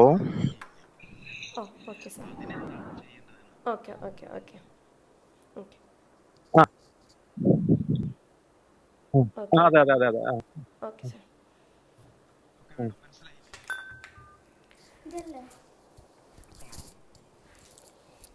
യെസ് സർ, ക്വസ്റ്റ്യൻ കേട്ടു ഞാൻ. നമ്മുടെ ഒരു പച്ചക്കറി അല്ലേ, അതെങ്ങനെയാണ് നമ്മളൊരു ഡിജിറ്റൽ, അങ്ങനെയാണ് വിചാരിക്കുന്നത്, ഡിജിറ്റൽ ടെക്നോളജി ഒരു പ്ലാറ്റ്ഫോം യൂസ് ചെയ്തിട്ട് എങ്ങനെയാണ് നമ്മൾ കൂടുതൽ ആളുകളിലേക്ക് എത്തിക്കുക. തീർച്ചയായിട്ടും നമ്മൾ ചെയ്യുന്നു എന്ന് പറയുമ്പോൾ നിങ്ങൾ ഈ പറഞ്ഞതുപോലെ വിഷാംശങ്ങളില്ലാത്ത പച്ചക്കറി എന്നൊക്കെ പറയുമ്പോൾ ക്വാളിറ്റി ഉള്ള പ്രൊഡക്റ്റാണ് നമ്മൾ ചെയ്യുന്നത്. അപ്പം നമ്മുടെ സ്പീക്കർ ബോർഡിലുള്ള ആർക്കാണ് ഈ ഒരു രാമൻ സാറിൻ്റെ ഒരു ക്വസ്റ്റിന് ആൻസർ ചെയ്യാൻ പറ്റുന്നത്, ഒരു സൊല്യൂഷൻ കൊടുക്കാനായിട്ട് സാധിക്കുന്നത്? ഈ കാർഷിക മേഖലയിൽ ഏതൊരു മേഖലയിലാണെങ്കിലും നമുക്ക് ആളുകൾക്ക് ഇപ്പോൾ ചേന എന്ന് പറയുന്നത് ഓർഗാനിക് ആയിട്ട് ചേന ഉണ്ടാക്കിയിട്ടുണ്ടെങ്കിൽ ഡയറക്ട് മാർക്കറ്റിംഗ് എന്നുള്ള രീതിയിലേക്ക് നമ്മൾ ഒന്ന് ചിന്തിക്കേണ്ടത്. ഡയറക്ട് മാർക്കറ്റിംഗ് എന്ന് പറഞ്ഞാൽ ആ കൃഷിക്കാരനിൽ നിന്ന് ഡയറക്റ്റ് കസ്റ്റമറിലേക്ക് എത്തിക്കാനുള്ള വഴികൾ. ഇപ്പോൾ പിന്നെ ഇപ്പോഴത്തെ കാലത്ത് എല്ലാവർക്കും ഫേസ്ബുക്ക് ഉണ്ട്, യൂട്യൂബ് ഉണ്ട്, വാട്സപ്പ് ഉണ്ട്. അപ്പൊ നമുക്ക് നമ്മളെ സംബന്ധിച്ചിടത്തോളം നമ്മളുടെ ഉള്ള ഈ ഒരു സംഭവം നമ്മൾ എങ്ങനെ ഉപയോഗപ്പെടുത്താമെന്നുള്ളതാണ് മനസ്സിലാക്കുന്നത്. ഇത് ഞങ്ങൾ ഈ പിന്നെ ബി ക്രാഫ്റ്റ് ഒരു ചെറിയൊരു പരീക്ഷണം നടത്തിയിരുന്നു ഈ കോവിഡ് കാലത്ത്. പ്രാവശ്യത്തെ കോവിഡിന്റെ പിന്നെ തുടക്കത്തിൽ തന്നെ ഞങ്ങൾ ഫേസ്ബുക്കിലൂടെ യൂട്യൂബിലൂടെ ഞങ്ങളുടെ 2 പേജുകളിലൂടെ ഞങ്ങളൊരു ലൈവ് സ്ട്രീമിംഗ് ബിസിനസ്, ഈ ലൈവ് സ്ട്രീമിംഗ് ബിസിനസ് എന്ന് പറഞ്ഞാൽ alibaba.com ഒക്കെ ചൈനയിലെ അവരുടെ വെബ്സൈറ്റിലൂടെ ചെയ്യുന്ന ഒരു പിന്നെ ബിസിനസ് രീതിയാണ്. അപ്പൊ നമ്മൾ ഈ ലൈവ് സ്ട്രീമിംഗ് ബിസിനസ് എന്ന് പറയുമ്പോൾ അതിന്റെ സാധ്യത ഞങ്ങളൊന്ന് പരീക്ഷിച്ചതാണ്. അതിന് ഞങ്ങൾ കണ്ട വഴി എന്ന് പറഞ്ഞാൽ ഏതൊരു സാധാരണ ആൾക്കും ചെയ്യാൻ പറ്റുന്ന രീതിയിലുള്ള ഒരു സംഭവമാണ് ഞാൻ ചെയ്തിട്ടുള്ളത്. ഞങ്ങൾ ചെയ്തത് എന്താണെന്ന് വെച്ചാൽ പിന്നെ എല്ലാ ഞായറാഴ്ചയും ഞങ്ങൾ 1 മണിക്കൂർ 2 മണിക്കൂർ ഞങ്ങളുടെ പ്രോഡക്റ്റിനെ കുറിച്ചിട്ടും ഞങ്ങളുടെ കസ്റ്റമേഴ്സിനെ ഞങ്ങളെ വിളിച്ചിട്ട് ഇതിനെ കുറിച്ചിട്ട് കാര്യങ്ങളൊക്കെ ചോദിക്കാം, അവർക്ക് സംശയങ്ങൾ ചോദിക്കാം. ലൈവായിട്ട് ഞങ്ങളൊരു നറുക്കെടുപ്പൊക്കെ വെച്ചു. അതേപോലെ തന്നെ ലൈവായിട്ട് ഓഫറുകൾ കൊടുത്ത് ഞങ്ങൾ പിന്നെ ഞങ്ങളുടെ അടുത്ത് ഇങ്ങനെ ഡയറക്റ്റ് പർച്ചേസ് ചെയ്യാം. അത് വാട്സപ്പിലൂടെ ഞങ്ങൾക്ക് അതിൻ്റെ പിന്നെ ഓർഡറുകൾ തരാം. അതല്ല ഈ ഫേസ്ബുക്കിലൂടെ ഒക്കെ തരാം. അപ്പം ഞാൻ ഈ ഫേസ്ബുക്കും യൂട്യൂബും പറഞ്ഞതെന്ന് പറഞ്ഞാൽ ഇന്ന് ഒരാൾക്ക് ഒരു പൈസ ചെലവില്ലാത്ത സംഭവമാണിത്. ഒരു ഫോൺ ഉണ്ടെങ്കിൽ മാത്രം നമുക്ക് നമ്മളുടെ പ്രോഡക്റ്റുകൾ വിൽക്കാം. ഇപ്പോൾ ഇതിൽ 2 ആൾക്കാണ് ഞാൻ ഇതിൻ്റെ ഒരു പിന്നെ മറുപടി തരുന്നത്. ഇപ്പോൾ സുധീർ സാർ പറഞ്ഞു, അതേപോലെ രാമചന്ദ്രൻ സാർ. ഈ 2 ആൾക്ക് ഇപ്പോൾ സുധീർ സാറിനെ സംബന്ധിച്ചിടത്തോളം സുധീർ സാറിന് ഒരു നല്ലൊരു പിന്നെ യൂട്യൂബറെ കൊണ്ടുവന്നിട്ട് സാറിൻ്റെ സദ്യൻ്റെ പ്രത്യേകത, സാറിൻ്റെ ആ ഒരു ഭക്ഷണം ഒക്കെ പറഞ്ഞു കഴിഞ്ഞാൽ അതൊക്കെ സപ്പോർട്ട് ചെയ്യാൻ പറ്റുന്ന ഒരുപാട് യൂട്യൂബേഴ്സ് ഉണ്ട്. ഫുഡിൻ്റെ കാര്യം പുറമെ ആളുകളിലേക്ക് എത്തിക്കാൻ ഇഷ്ടപ്പെടുന്ന ആളുകളുണ്ട്. അതേപോലെ തന്നെ ഇപ്പൊ കാർഷിക മേഖലയിൽ ഒരു ബുദ്ധിമുട്ടാന്ന് പറഞ്ഞിട്ട് നിങ്ങളൊരു യൂട്യൂബറെ വിളിച്ചിട്ടുണ്ടെങ്കിൽ അവരതിന് സപ്പോർട്ട് ചെയ്ത് തരാൻ പറ്റുന്ന യൂട്യൂബേഴ്സ് ഒക്കെ ഇപ്പോൾ നിലവിലുണ്ട്. അതിന് ഇനിയിപ്പോൾ എന്തെങ്കിലും പേയ്മെന്റ് കൊടുത്താൽ പോലും നമുക്ക് ആ രീതിയിലാണ് നമുക്ക് നമ്മളുടെ ബ്രാൻഡിനെ കൊണ്ടുവരാൻ എളുപ്പമാർഗം. രണ്ടാമത് ഈ രാമേന്ദ്ര സാറ് പറഞ്ഞതിന് ഒന്നുകൂടെ പറയാണ്, നമ്മൾ ലൈവായിട്ട് നിങ്ങൾ ചേന പറിക്കുകയാണ് അല്ലെങ്കിൽ ബാക്കിയുള്ള കാര്യങ്ങൾ ചെയ്യുകയാണെന്നുണ്ടെങ്കിൽ നിങ്ങൾ ലൈവായിട്ട് ഒരു പ്രോഗ്രാം, ഒരു വീഡിയോ എടുത്തിട്ട് എൻ്റെ ഈ പ്രോഡക്റ്റ് ഉണ്ട്, എനിക്കിതിന് ഇത്രയും ബുദ്ധിമുട്ടുണ്ട് അല്ലെങ്കിൽ ബാക്കിയുള്ള കാര്യങ്ങളുണ്ട് എന്നൊരു പിന്നെ വീഡിയോ, ആ ഒരു വീഡിയോ വൈറലായിട്ടുണ്ടെങ്കിൽ പിന്നെ നിങ്ങൾക്ക് ബിസിനസ് നടത്താൻ ആ ഒരൊറ്റ പ്ലാറ്റ്ഫോം മാത്രം മതി. ഇന്ന് പിന്നെ എല്ലാം നമ്മൾ വിചാരിക്കും പോലെ എല്ലാ വൈറലാവുന്നതും ഭാഗ്യത്തിലൂടെ ഒന്നല്ല. അത് ഒരു നിരന്തരം അതിലേക്ക് ഇങ്ങനെ ചെയ്യുന്ന ആളുകളാണ് സക്സസ് ആയി പോകുന്നത്. ആദ്യമൊക്കെ യൂട്യൂബ് ചാനലും ഫേസ്ബുക്കും ഒക്കെ തുടങ്ങിയ ആളുകൾ 1000 സബ്സ്ക്രൈബേഴ്സിനൊക്കെ കിട്ടാൻ വേണ്ടിയിട്ട് വളരെ കഷ്ടപ്പെട്ട ആളുകൾ ഇന്ന് മില്യൺ ലെവലിലേക്ക് എത്തിയിട്ടുണ്ടെങ്കിൽ അവർ ആദ്യം മുതലേ അതിൽ മാത്രം കോൺസെൻട്രേറ്റ് ചെയ്തിട്ടാണ്. അപ്പോൾ നമ്മൾ കണ്ടിട്ടുള്ള ഈ പിന്നെ ചികിത്സാ സഹായമൊക്കെ ലൈവായിട്ട് ഒരു ഫോൺ മാത്രം പിടിച്ചിട്ട് 1 കോടി 10 ലക്ഷം 20 ലക്ഷം ഒക്കെ ആളുകൾ പിരിക്കുന്നത് എന്താണ്, അതിന്റെ ഒരു റിയാലിറ്റി മനസ്സിലാകുമ്പോഴാണ്. അപ്പോൾ ഈ രാമചന്ദ്രൻ സാറ് പിന്നെ ഈ കൃഷി ചെയ്തിട്ട് ആ കൃഷിയെ കുറിച്ചിട്ടും നിങ്ങൾ വളം ഇടുന്നില്ല എന്നുള്ളൊരു കാര്യങ്ങളൊക്കെ നിങ്ങൾ വെച്ചിട്ട് ഓരോ വീഡിയോ, ചിലപ്പോൾ 2 വീഡിയോ ആയിരിക്കും, ചിലപ്പോൾ 10 വീഡിയോ ആയിരിക്കും. ഏതെങ്കിലും ഒരു വീഡിയോ ക്ലിക്ക് ആയി കഴിഞ്ഞാൽ നിങ്ങൾക്ക് ഈ പ്രോഡക്റ്റ് വിൽക്കാൻ ഡയറക്റ്റ് ആയിട്ട് കസ്റ്റമറിലേക്ക് എത്തിക്കാൻ ഒരു ബുദ്ധിമുട്ടുണ്ടാവില്ല എന്നാണ് എൻ്റെ ഒരു ചെറിയ അറിവിൽ വെച്ചിട്ട് ഞാൻ പറഞ്ഞത്. മാഡം ഞാൻ ഒന്ന് പറഞ്ഞോട്ടെ. എനിക്ക് ബ്രാൻഡ്, എനിക്ക് കസ്റ്റമേഴ്സ് ധാരാളം ഉണ്ട്. കസ്റ്റമേഴ്സിനെ കിട്ടലല്ല എനിക്ക് പ്രശ്നം. ഞാൻ ഉസ്മാൻ സാറ് പറഞ്ഞ പോലെ അത് ധാരാളം ഉണ്ട്. പക്ഷെ അത് ഇപ്പൊ ഞാനാണ് എല്ലാം ചെയ്യുന്നത്. ഇപ്പൊ പച്ചക്കറി മുതൽ പർച്ചേസ് ചെയ്യുന്ന മുതൽക്ക് അതിന്റെ ക്വാളിറ്റി നോക്കി വാങ്ങുന്നത് മുതൽക്ക് ഓരോ കാര്യങ്ങളും, അത് പാക്ക് ചെയ്യുന്നതായാലും അല്ല പ്രിപ്പറേഷൻ ആണ്.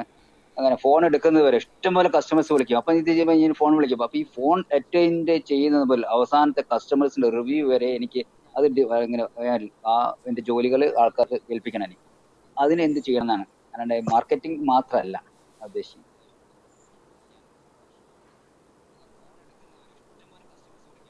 അതെ അതെ അതെ അതാ വേണ്ടത്. നെക്സ്റ്റ് സ്റ്റെപ്പിലേക്ക് കടന്നു. ഞാൻ ഫസ്റ്റ് സ്റ്റെപ്പിൽ ഞാൻ തന്നെ അത് സക്സസ് ആണെന്ന് പറയും. ഞാൻ 1.5 കൊല്ലം കൊണ്ട് തന്നെ എല്ലാവരും ധാരാളം കസ്റ്റമേഴ്സ് ഉണ്ട്. കാര്യം എനിക്ക് കൊടുക്കാൻ പറ്റുന്നില്ല. അപ്പൊ എനിക്ക് എങ്ങനെ ഇനി 2ാം ഘട്ടത്തിലേക്ക് പോകണം? സുധീർ സാറിന് വേണ്ടത് ബാക്ക് എൻഡിലേക്ക് വളരെ സ്ട്രോങ് ആയിട്ടുള്ള ഒരു ടീമിനെയാണ് അല്ലേ? Okay okay.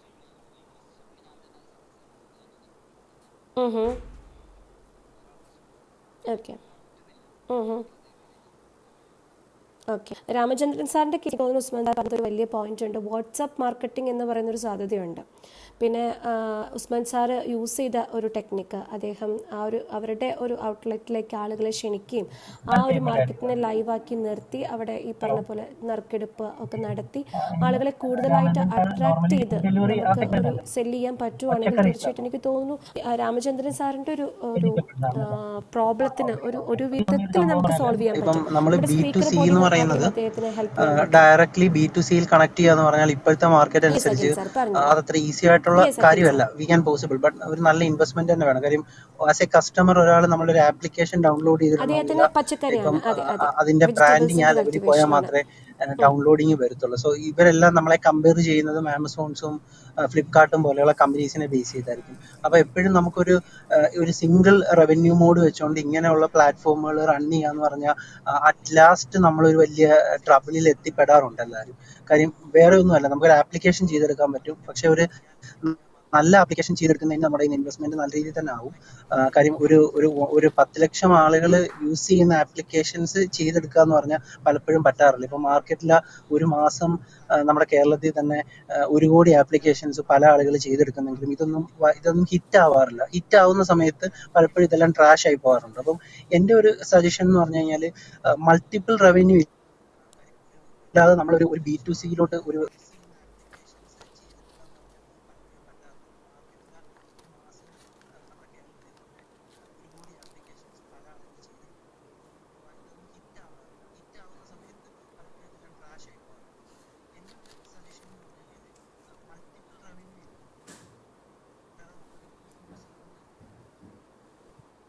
ഡിസ്കണക്ട്.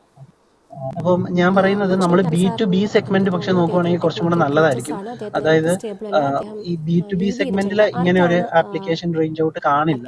അപ്പൊ ഇപ്പോൾ മാർക്കറ്റ് കൺവേർട്ട് ചെയ്യാൻ പറ്റുകയും ചെയ്യും. ഇങ്ങോട്ട് പോകുമ്പോൾ ഉണ്ടാവും ഈ പ്രോബ്ലംസിനെല്ലാം ഒഴിവാക്കി ഒരു നല്ല B2B എടുക്കാൻ പറ്റുകയാണെങ്കിൽ നല്ലതായിരിക്കും. പക്ഷെ B2B സാറ് പറയുന്നത് ഇവരുടെ ബിസിനസ് എന്ന് പറഞ്ഞു കഴിഞ്ഞാൽ അതിപ്പറാണ് നമ്മുടെ കേരളത്തിലെ വെജിറ്റബിൾ ആണ് എന്നുള്ള ഒരു ബ്രാൻഡ് നെയിം മാത്രം നമ്മൾ കൊണ്ടുവരികയും അതിനൊരു ക്ലിയർലി ഒരു നെയിം ബോർഡ് കൊണ്ടുവന്നാൽ നമുക്ക് ക്ലിയർലി ഇപ്പൊ എനിക്കിപ്പോ ഒരു കടയുണ്ടെങ്കിൽ അല്ലെങ്കിൽ എനിക്കൊരു ഷോപ്പ് ഉണ്ടെങ്കിൽ അവിടെ നിങ്ങളുടെ ബോർഡ് ആ ബ്രാൻഡ് നെയിമിലുള്ള ആ ബോർഡ് വെച്ച് കഴിഞ്ഞാൽ എനിക്ക് 2 കസ്റ്റമർ കൂടുതൽ എൻ്റെ ഷോപ്പിൽ വരുമെന്നുള്ളൊരു ഫീലിംഗ് ആസ് എ B2Bയിൽ ഒരു സെല്ലർ ആയിട്ട് എനിക്ക് ഫീൽ ചെയ്യുന്ന ഒരു ബ്രാൻഡ് നെയിം നമ്മളവിടെ കൊണ്ടുവരുവാണെങ്കിൽ B2Bയിൽ ഒരു ബാക്ക് എൻഡ് പ്രോസസ്സ് വെച്ചുകൊണ്ട് ഈ പ്രോസസ്സ് വലിയ രീതിയിൽ എക്സ്പാൻഡ് ചെയ്യാൻ പറ്റും. B2Cയിലോട്ട് ഇനിഷ്യലി നോക്കുന്നതിൽ അതിൻ്റെതായ റിസ്കുകളും അല്ലെങ്കിൽ ഇൻവെസ്റ്റ്മെന്റ് അത്ര ഹയർ ആയിരിക്കണം ആ സെഗ്മെന്റിൽ വരുന്നത്. കാര്യം സിംഗിൾ റവന്യൂ മോഡ് വെച്ചുകൊണ്ട് നമുക്ക് ഇവരെ കോമ്പറ്റ് ചെയ്യാൻ പറ്റില്ല. കാര്യം ഇവരെല്ലാം വെക്കുന്നത് മൾട്ടി റവന്യൂ മോഡ്സ് ആണ്. ഉപ്പ് മുതൽ കർപ്പൂരം വരെ എല്ലാം ഇവരുടെ കയ്യിലുണ്ട്. സോ അവരെ നമ്മൾ കോമ്പറ്റ് ചെയ്യുന്നത് സിംഗിൾ റവന്യൂ മോഡ് ആകുമ്പോൾ അത് ഡേഞ്ചർ ആവും. പക്ഷെ അതേ സെഗ്മെന്റിൽ സാർ B2Bയിൽ ഫോക്കസ് ചെയ്തുകൊണ്ട് ഒരു ബാക്ക് എൻഡ് പ്രോസസ്സ് ക്ലിയർ ചെയ്തുകൊണ്ട് ഒരു ടീമിനെ എടുത്ത് അത് എക്സ്പാൻഡ് ചെയ്യുകയാണെങ്കിൽ ഈ പറഞ്ഞൊരു പ്രോസസ്സിൽ അടുത്ത ഒരു സെക്കൻഡ് സ്റ്റെപ്പിൽ B2Cയും കൂടെ കൈവന്ന രീതിയിലേക്ക് വരും എന്നാണ് എൻ്റെ.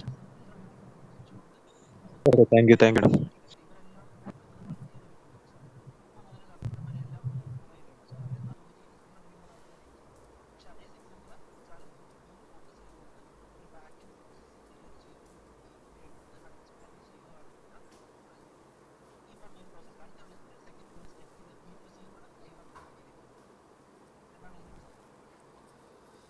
Okay, thank you so much Akhil. Yes, നമ്മൾ ജോയിൻ ചെയ്യുന്നുണ്ട്. നിങ്ങളുടെ നൂതനമായിട്ടുള്ള ആശയങ്ങൾ പങ്കുവെക്കാം. ഒപ്പം തന്നെ നമ്മൾ ഇന്ന് ചർച്ച ചെയ്യുന്നത് ഇന്നോവേറ്റീവ് ബിസിനസ് ഐഡിയാസിൽ നമ്മളോടൊപ്പം ഉള്ളത് നമ്മുടെ honourable speaker doctor PP Vijayan സാറാണ്. ബിസിനസ്സിൽ നിങ്ങൾ നേരിടുന്ന പ്രശ്നങ്ങൾ എന്തൊക്കെയാണ്, ഏത് ബിസിനസ് തുടങ്ങണം, നമുക്ക് ഫ്യൂച്ചറിൽ ഏറെ സാധ്യതകളുള്ള ബിസിനസ് അവസരങ്ങൾ ഏതൊക്കെയാണ്, ബിസിനസ് തിരഞ്ഞെടുക്കുമ്പോൾ എന്തെല്ലാം കാര്യങ്ങൾ ശ്രദ്ധിക്കണം, ഇത്തരം ചോദ്യങ്ങൾ നിങ്ങൾക്കുണ്ടെങ്കിൽ this is the right platform. അദ്ദേഹം നിങ്ങളുടെ ക്വസ്റ്റ്യൻസിന് ഉത്തരം നൽകുന്നതായിരിക്കും. നമ്മളോടൊപ്പം ഇപ്പോൾ ജോയിൻ ചെയ്തിട്ടുള്ള ലിസണേഴ്സിന് സംസാരിക്കാം. Yes, good evening Vinesh sir.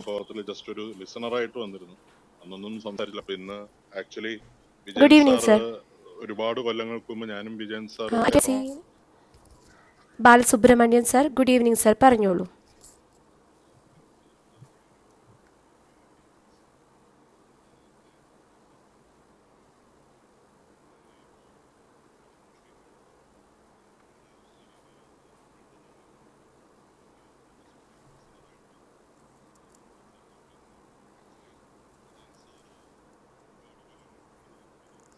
Practice. അതായത് ജസ്റ്റ് കുഴപ്പമില്ല. ഇപ്പൊ ക്ലിയർ ആണോ? ഓക്കെ. ഞാൻ ബാലസുബ്രഹ്മണ്യൻ സാർ നമുക്ക് എവിടം വരെ കേട്ടത്? ഓഡിബിൾ അല്ല. ഹലോ. ഓക്കെ. ഞാൻ പറയാൻ വന്നത് ഓക്കെ, വിജയൻ സാറും ഞാനും മൂവിങ് ടു ഒരുപാട് സോറി, കൊല്ലങ്ങൾക്ക് അദ്ദേഹത്തിൻ്റെ മുമ്പ് വോയിസ് എറണാകുളത്ത് ഈ ഓഡിബിൾ അല്ല. ഐ ഡി മെറിഡിയൻ ബിലീവ് ഹോട്ടലിൽ ഗ്ലോബൽ നെറ്റ്വർക്ക് ഇഷ്യൂ ഇൻവെസ്റ്റ്മെന്റ് ആണെന്നല്ല. മീറ്റ് ഒക്കെ മൂവിങ് ടു ദ നെക്സ്റ്റ് നടക്കുമായിരുന്നു. പേഴ്സൺ. അന്ന് ഞാനും വിജയൻ യെസ്, സാറൊക്കെ ഇൻ ബിറ്റ്വീൻ തൊട്ടടുത്തിരുന്നിട്ട് ഞങ്ങൾ ഇടയിൽ വിസിറ്റിംഗ് കട്ടായി കാർഡ്സ് ഒക്കെ പോയിരുന്നു സാർ, പരസ്പരം സോറി. എക്സ്ചേഞ്ച് ചെയ്തിട്ടുണ്ട്. സാറിൻ്റെ ഞാൻ വോയിസ് ഏതായാലും ഓഡിബിൾ അല്ലായിരുന്നു. പ്രാക്ടീസ് ചെയ്യാണ് കമ്പനി സെക്രട്ടറി ആയിട്ട്. ഇപ്പോൾ ഒരു ഇപ്പം ക്ലിയർ ആണ് 22 ഇയേഴ്സ് ആയി പ്രാക്ടീസ് തുടങ്ങിയിട്ട്. എറണാകുളത്ത് വൈറ്റിലയിലാണ് എൻ്റെ സാർ. ഓഫീസ്. നമ്മുടെ ലിസണർ നമ്മൾ ആയിരുന്നു ചെയ്യണതൊക്കെ ഈ ബിസിനസ് എന്നുള്ളത് യൂണിറ്റ്സിന്റെ ഒക്കെ തൊട്ടിട്ട് ലീഗൽ രജിസ്ട്രേഷനും ബാക്കി. ബാക്കിയുള്ള കംപ്ലയൻസസും ആണ്. ഞാൻ ഈ നൂതന ബിസിനസ് ആശയങ്ങൾക്കൊപ്പം നിൽക്കുന്നവരാണ്. കാരണം നമ്മുടെയൊക്കെ ക്ലയൻസ് കൂടുതലും ഈ സ്റ്റാർട്ടപ്പുകളും അല്ലെങ്കിൽ സംരംഭർ, ഈ 1 കമ്പനിയോ അല്ലെങ്കിൽ ലിമിറ്റഡ് ലയബിലിറ്റി പാർട്ണർഷിപ്പോ ഒക്കെ തുടങ്ങുന്ന ആൾക്കാരാണ്. അപ്പോൾ എന്തായാലും നിങ്ങളുടെ ഫോറത്തിന് ഒരുപാട് അപ്രിഷിയേറ്റ് ചെയ്യണം. അതിനുവേണ്ടിയും കൂടിയിട്ടാണ് വേദിയിലേക്ക് വന്നത്. നമസ്കാരം വിജയൻ സാർ. നമസ്കാരം, പറഞ്ഞോളൂ. ഇല്ല, ഞാൻ താങ്കളും ഞാനും ഈ ഗ്ലോബൽ ഇൻവെസ്റ്റർ മീറ്റിലൊക്കെ ഒരുപാട് കൊല്ലം മുമ്പ് ജസ്റ്റ് ഒന്ന് സാറിന് എന്നെ ഓർമ്മയുണ്ടല്ലോ, കാരണം സാറൊക്കെ ഒരുപാട് വളർന്നു പോയി. ഞാൻ ജസ്റ്റ് ഒന്ന് സാറിനെയും കൂടി ഒന്ന് പരിചയപ്പെടാനും ഒന്നും കൂടി പരിചയപ്പെടാനും കൂടിയാണ് വേദിയിലേക്ക് വന്നത്. ഞാൻ കമ്പനി സെക്രട്ടറിയാ സാറേ, പ്രാക്ടീസ് ചെയ്യാം എറണാകുളത്ത്. Okay okay, thank U. ഒരു 22 ഇയേഴ്സ് ആയി പ്രാക്ടീസ് തുടങ്ങിയിട്ട്. എന്തായാലും എല്ലാ ആശംസകളും നേരുന്നു ഈ പ്രോഗ്രാമിന്. Okay okay, thank U. ഞാൻ 1-2 തവണ ലിസ്റ്റായിട്ട് വന്നിട്ടുണ്ട് സാറേ. ഞാൻ മുകളിലേക്ക് കയറി വരണം ആദ്യമായിട്ടാ. Okay okay, good good, very good. All the best. Thank you.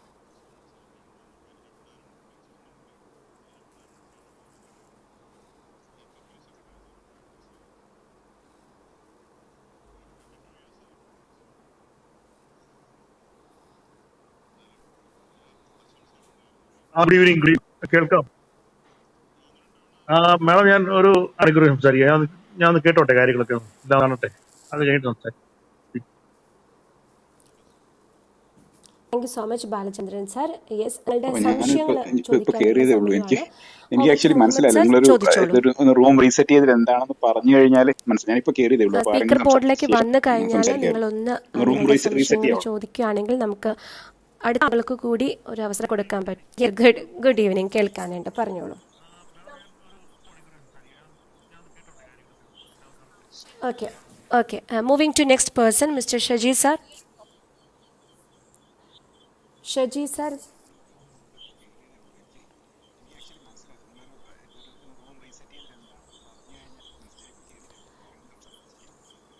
നമ്മൾ ക്യാരി ചെയ്യുന്ന പുതുതായിട്ട് ജോയിൻ ചെയ്ത നമ്മുടെ ലിസണേഴ്സിനോടാണ്. യെസ്, വിജയൻസ് ലൈഫ് ലൈൻ നമ്മളിവിടെ ചർച്ച ചെയ്യാം ഇന്നോവേറ്റീവ് ബിസിനസ് ഐഡിയാസ്, അതായത് നൂതനമായിട്ടുള്ള ബിസിനസ് ആശയങ്ങൾ പങ്കുവയ്ക്കുന്ന ഒരു പ്ലാറ്റ്ഫോമാണിത്. ഇന്ന് നമ്മുടെ ഈ ഒരു ടോപ്പിക്കിൻ്റെ എപ്പിസോഡ് 2 ആണ്. അപ്പം തന്നെ ബിസിനസ്സുമായിട്ട് റിലേറ്റഡ് ആയിട്ടുള്ള നിങ്ങളുടെ സംശയങ്ങൾ അല്ലെങ്കിൽ നിങ്ങൾക്ക് നേരിടേണ്ടി വരുന്ന ചലഞ്ചുകൾ ഏതൊക്കെയാണ്, ഒത്തിരി സാധ്യതയുള്ള ബിസിനസ് മേഖലകൾ, ഇതിനെക്കുറിച്ച് ഡോക്ടർ പി വിജയൻ സാർ നിങ്ങളുമായിട്ട് ഇന്ററാക്ട് ചെയ്യുന്നതായിരിക്കും. ഐ ബിലീവ് നമ്മളുമായിട്ട് ആദ്യമായിട്ട് ഈ ലോ ഓഫ് അട്രാക്ഷൻ ക്ലബിൽ ജോയിൻ ചെയ്ത ലിസണേഴ്സിന് നമ്മുടെ ഒരു പ്രോഗ്രാമിനെ കുറിച്ചൊരു ക്ലാരിറ്റി കിട്ടിയെന്ന് വിശ്വസിക്കുകയാണ്. Moving to the next listener, Vinesh sir. Good evening. Siraj sir, Muhammad screening, നിങ്ങളുടെ ബിസിനസ് റിലേറ്റഡ് ആയിട്ടുള്ള ക്വസ്റ്റ്യൻസ് ചോദിച്ചോളൂ.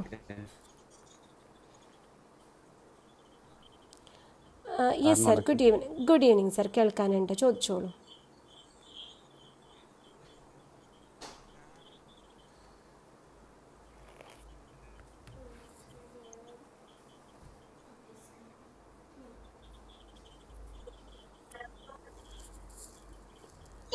Good evening. Hello Muhammad sir, I think എല്ലാവർക്കും ടെക്നിക്കൽ ഗ്ലിച്ചസ് ഉണ്ട് തോന്നുന്നു. എനിക്ക് ഇന്ന് കുറേ സ്പീക്കേഴ്സ് സംസാരിക്കുന്നത് അധികം ഓഡിബിൾ ആവുന്നില്ല. മുഹമ്മദ് സാർ, നെറ്റ്വർക്ക് സ്റ്റേബിൾ ആണോ എന്നൊന്ന് ചെക്ക് ചെയ്യാമോ? താങ്കൾ പറഞ്ഞതൊന്നും തന്നെ കേട്ടിട്ടില്ല. Hello, moving to the next person. ഒരു മുഹമ്മദ് കൂടി ജോയിൻ ചെയ്തിട്ടുണ്ട്. സിറാജ് സാർ ഉണ്ട് സ്പീക്കർ ബോർഡിൽ, സംസാരിച്ചോളൂ. അപ്പോ എനിക്ക് ഒരു salesman good evening Siraj sir, ചോദിച്ചോളൂ. കസ്റ്റമറോട് ബിഹേവ് ചെയ്യേണ്ടത്, അവരുടെ അത്തരം ഒരു ഇതിനെ കുറിച്ചിട്ട് എനിക്കൊരു കുറച്ചും കൂടെ ഒരു ക്ലാസ് കിട്ടിയിരുന്നെങ്കിൽ. അപ്പൊ ഞാനൊരു മാർക്കറ്റിംഗിൽ അധികം ആയിട്ടില്ല. അപ്പൊ നമുക്ക് പല സ്വഭാവത്തിലുള്ളവരുടെ ആണല്ലോ കസ്റ്റമർ എന്ന് പറയുന്നത്. അവരുടെ മൈൻഡ് പല സമയങ്ങളിൽ പല വ്യത്യാസം ഉണ്ടാവും. സിറാജ് സർ അപ്പൊ കണ്ടിന്യൂ ചെയ്യൂ. അതിനെ മുഹമ്മദ് സർ, കുറിച്ചിട്ട് ഞാൻ സിറാജ് സാറിന് സാറിനെ കേട്ടതിന് ശേഷം എന്തായിരിക്കും തീർച്ചയായിട്ടും തിരിച്ചു വരുന്നതായിരിക്കും. എനിക്കൊരു യെസ് സിറാജ് സർ, പറഞ്ഞു തന്നാൽ യാ. വളരെ ഉപകാരമായിരിക്കും. ഓക്കെ, ഇതാണ് എന്റെ സംശയം.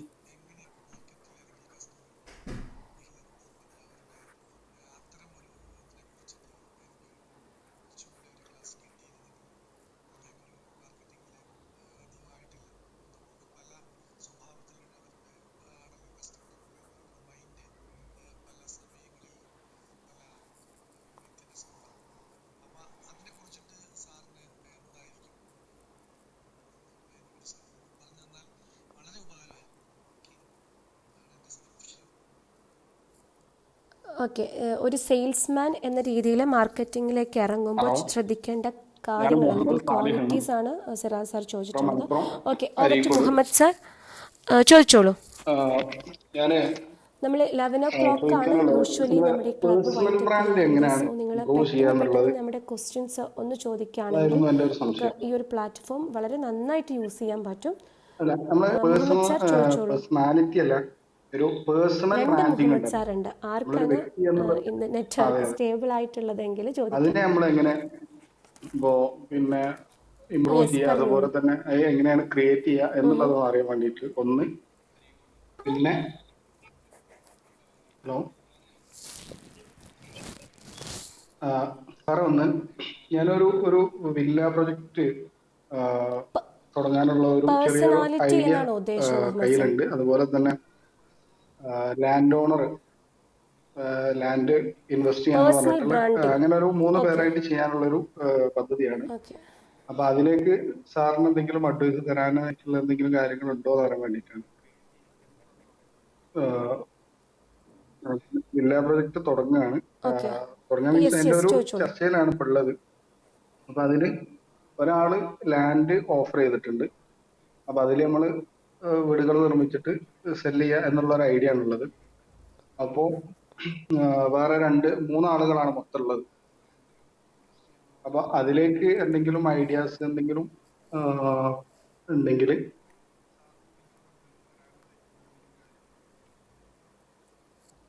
വില്ല പ്രോജക്റ്റ് അല്ലേ? Okay,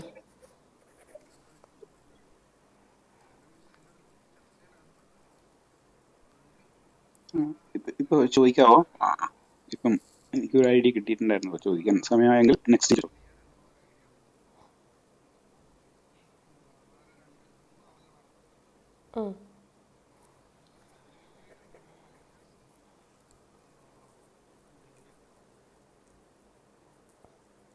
okay okay, I got the point. Okay, I am moving to the next person. Sijo sir, good evening, ചോദിച്ചോളൂ.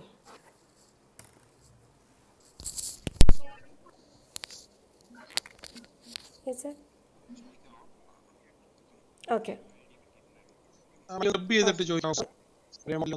ഓക്കെ ഓക്കെ, ഞാനിപ്പോൾ സാറിനെ വിളിക്കാം. Yes, okay.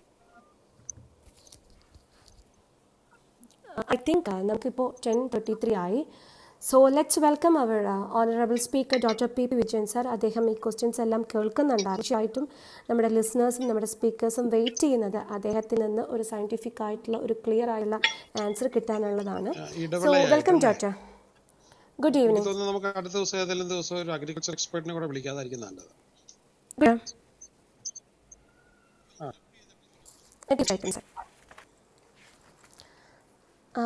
ഒരു വ്യക്തിയുടെ നമ്മൾ തുടങ്ങിയത് അദ്ദേഹത്തിൻ്റെ ഒരു അഗർബത്തി ഫാമിംഗ് എന്ന് പറയുന്ന ഒരു പ്രൊജക്റ്റുമായിട്ടാണ്. അപ്പോൾ അതിലൊരു 600-700 ഏക്കറോളം സ്ഥലമുണ്ട്. അപ്പോൾ അതിൽ അദ്ദേഹത്തിന് ഇടവേളയായിട്ട് ഒരു കൾട്ടിവേഷൻ ചെയ്യാൻ കൊള്ളാം. അപ്പോൾ അതിൻ്റെ ഒരു പോസിബിലിറ്റിയാണ് അദ്ദേഹം ചോദിച്ചിട്ടുണ്ടായിരുന്നത്. Online marketing, social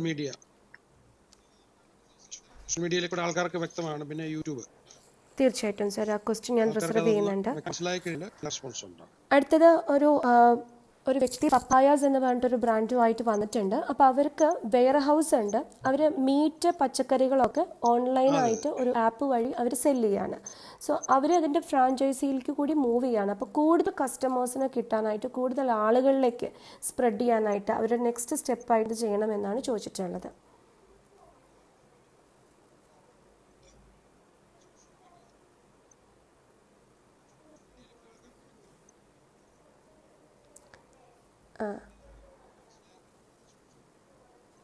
okay. So social media huge influencers investment അതുപോലെ നമ്മുടെ നമുക്ക് ഡിജിറ്റൽ ഇവിടെ പ്ലാറ്റ്ഫോം എക്സ്പാർട്ടേഷൻ യൂസ് ഇഷ്ടംപോലെ ചെയ്തിട്ട് അവർ കിട്ടാറുണ്ട്. അത് മാർക്കറ്റ് ചെയ്യണമെന്നാണ് സാർ ഇൻവെസ്റ്റേഴ്സിന് പറഞ്ഞത് അല്ലേ? കേരളത്തിൽ കിട്ടാൻ ഒരു ബുദ്ധിമുട്ടുമില്ലല്ലോ. Okay sir. സോ പക്ഷേ നെക്സ്റ്റ് നമുക്ക് ക്വസ്റ്റ്യൻ പ്രോഫിറ്റ് വന്നിട്ടുള്ളത് എന്താണെന്നുള്ളത് അവർക്ക് അവരൊരു കറക്റ്റ് കൺവിൻസ് ചെയ്യാൻ പറ്റും. ഇലക്ട്രിക്കലിൻ്റെ ഒരു 2 വീലർ ഒരു ഇറക്കിയിട്ടുണ്ട്. അപ്പോൾ അതിലൊരു പ്രസന്റേഷനിലൂടെ ഹ്യൂജ് അവർക്ക് കൺവിൻസ് ചെയ്ത് ഇൻവെസ്റ്റ്മെൻറ്റ് കഴിഞ്ഞാൽ അവർ ചെയ്തിട്ടുണ്ട്. അതിൻ്റെ പേര് എനിക്ക് TX9 തോന്നുന്നു കേരളത്തിൽ എന്നാണ്. അപ്പോൾ അവരുടെ കേരളത്തിൽ കോമ്പീറ്റർ തന്നെ എന്ന് കണ്ട് പറയുന്നത് 2,30,000 ടെസ്ല എന്ന് പറയുന്ന കോടി രൂപ ബാങ്കിൽ ഗ്രൂപ്പായിട്ടാണ് അവർ one of the prime 5% company അവർ കോമ്പീറ്റ് ചെയ്യുന്നത്. സോ അവരുടെ ഇൻവെസ്റ്റ്മെൻറ്റ് വളരെ ലാർജ് ആൾക്കാർക്കത് ആയതുകൊണ്ട് മനസ്സിലാകുന്ന രീതിയിൽ അതിനെങ്ങനെയാണ് ഒരു ആ ഒരു ഹ്യൂജ് ഇത് ഇൻവെസ്റ്റ്മെൻറ്റിനെ കൊടുത്തു ടാക്കിൾ കഴിഞ്ഞാൽ ചെയ്യേണ്ടതെന്നാണ് അദ്ദേഹം ചോദിച്ചത്. നമുക്കൊരു പ്രോസ്പെക്റ്റീവ് ആയിട്ടുള്ള ആൾക്കാർക്ക് പ്രത്യേകമായിട്ട് കൊടുത്തു കഴിഞ്ഞാൽ ഇപ്പം നമുക്ക് നല്ല സൗകര്യമല്ലേ, സൂം മീറ്റൊക്കെ പോലുള്ള സൗകര്യത്തിൽ കൊടുക്കാമല്ലോ. കൊടുത്തു കഴിഞ്ഞാൽ തീർച്ചയായിട്ടും ഇത് കിട്ടും. ഈ ഒറ്റയ്ക്ക് ബിസിനസ് വലിക്കുക എന്ന് പറയുന്നത് ഒരു പേഴ്സണൽ ഫിലോസഫിയാണ് പല ആൾക്കാർക്കും. ഞാൻ അതിൻ്റെ ആവശ്യമില്ല, നമുക്കൊരു കളക്റ്റീവായിട്ട് ചെയ്യാവുന്ന കാര്യമേ ഉള്ളൂ. അതങ്ങനെ ഒന്ന് നോക്കാം. അടുത്ത നെക്സ്റ്റ്.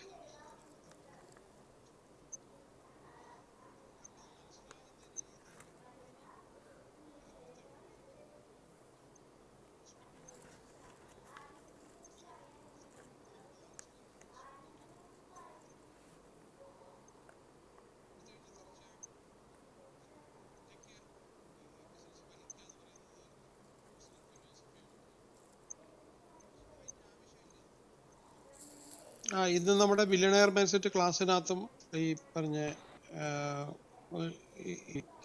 ഈ സംഭവം ഉണ്ടല്ലോ. സർ അടുത്തത് ഒരു 2 ക്വസ്റ്റ്യൻ ഞാൻ ക്ലബ് ചെയ്യാണ്. രണ്ടുപേരുടെയും ഒരു ക്വസ്റ്റ്യൻ്റെ ഒരു നേച്ചർ സിമിലർ ആണ്.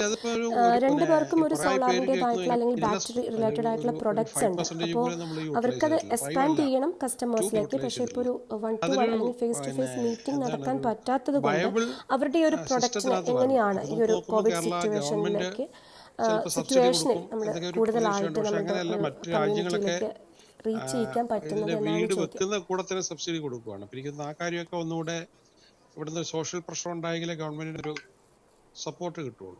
അപ്പം അങ്ങനെ വരുമ്പോഴത്തേക്ക് ഒരുപാട് സൗകര്യമായിരിക്കും അത്. ഇനി വളരാനായിട്ട് ഒരുപാട് സാധ്യത ഉള്ളതാണ്. അത് ആൾക്കാരിലേക്ക് എത്തണം. ഇതുപോലെ പല പ്ലാറ്റ്ഫോമിലൊക്കെ പോയി പറഞ്ഞ് കോണ്ടാക്ട് ചെയ്ത് എത്തണം അത്. ഓക്കെ.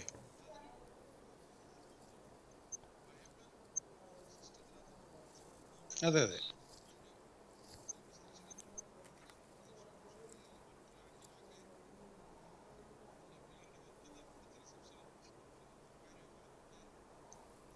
ആക്ച്വലി അത് നമുക്ക് ഇങ്ങനെ ഓഫ് ഹാൻഡ് ആയിട്ട് പറയാൻ പറ്റത്തില്ല. അതിനെക്കുറിച്ച് നമുക്കൊരു കുറച്ച് പഠനം നടത്തിയിട്ട് മാത്രം പറയാൻ പറ്റിയ ഒരു, നമുക്ക് ഒറ്റ നോട്ടത്തിൽ അത് പറയാനായിട്ട് പറ്റിയ സംഭവമല്ല.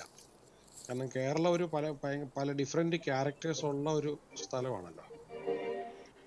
അപ്പോൾ അതുകൊണ്ട് എനിക്ക് തോന്നുന്നത് അത് നല്ലപോലെ പഠിച്ചിട്ട് മാത്രമേ പറയാൻ പറ്റുള്ളൂ. സാറ് പറയുന്നത് തീർച്ചയായിട്ടും ഒത്തിരി ഫ്യൂച്ചറുള്ള ഒരു ബിസിനസ്സാണ് അത് അല്ലേ? റിസർവ് ചെയ്തുള്ളത്. Okay sir. Next question, neighbourhood സെൻറ്റേഴ്സിൻ്റെ പോസിബിലിറ്റി, അതിൻ്റെ നമ്മുടെ ഫ്യൂച്ചർ, കേരളത്തിലെ ഫ്യൂച്ചർ എന്താണ്, അതിലുള്ളൊരു റിസ്ക് ഫാക്ടേഴ്സ് എങ്ങനെയാണ് കാണുന്നത് എന്നതാണ്.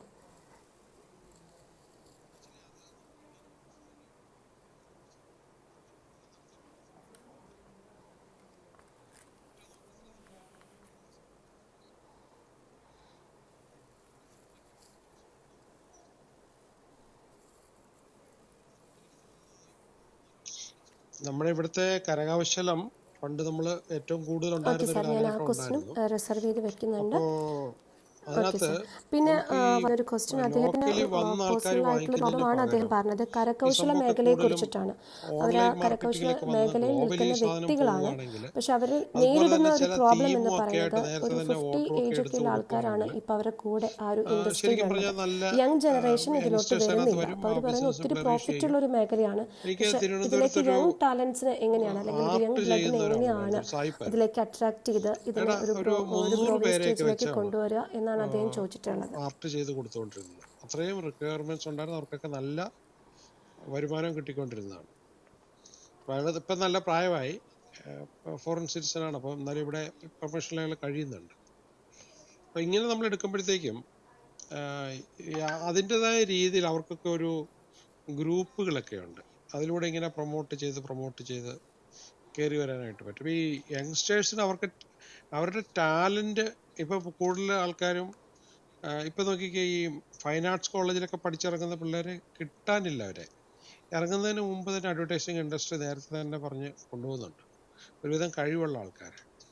അപ്പൊ ഈ പണ്ടെന്ന് പറഞ്ഞാൽ നമുക്ക് ജോലി ചെയ്യാതെ നടക്കുന്ന ആൾക്കാരുണ്ടായിരുന്നു, ജോലി കിട്ടാത്തത് കൊണ്ട്. ഇപ്പം നേരെ തിരിച്ചാണ്. ഇപ്പം നല്ല കഴിവുള്ളവരെ തേടി സ്ഥാപനം ഇങ്ങനെ നടക്കുക, എവിടെ കിട്ടുമെന്ന് ചോദിച്ചിട്ട്. അപ്പൊ അങ്ങനെ ഒരു കുറവുണ്ട്. പക്ഷെ നമുക്ക് എങ്കിൽ പോലും അവരെ അട്രാക്ട് ചെയ്യാനായിട്ട് ഒരുപാട് സാധ്യതകളുണ്ട്. അപ്പൊ ഈ ഓരോരോ പ്രോഗ്രാംസ് വെക്കണം, സ്കൂൾ ബേസ് ആയിട്ടും സ്കൂളിലൊക്കെ ആക്ടിവിറ്റി ഒക്കെ ആയിട്ട് കിട്ടുവാണെങ്കിൽ ചില കുട്ടികളുടെ ടാലൻസ്, പിന്നെ അതുപോലെ തന്നെ അവരുടെ ഫ്യൂച്ചർ ഇൻകം സ്കൂളുകാരെ ബോധ്യപ്പെടുത്താനായിട്ടൊക്കെ പറ്റണം. അതൊക്കെ വരുമ്പോഴത്തേക്ക് അവരുടെ പേരൻസ് തന്നെ അതിലേക്ക് കൂടുതലും ആൾക്കാരെ നയിക്കാൻ ചാൻസ് ഉണ്ട്.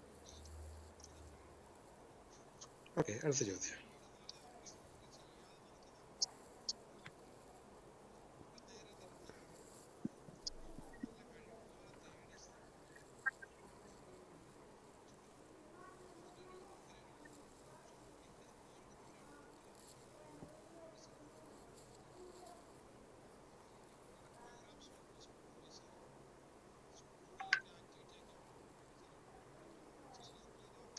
നമ്മളിപ്പോൾ ഇവിടെ സംസാരിച്ചുകൊണ്ടിരിക്കുമ്പോഴേ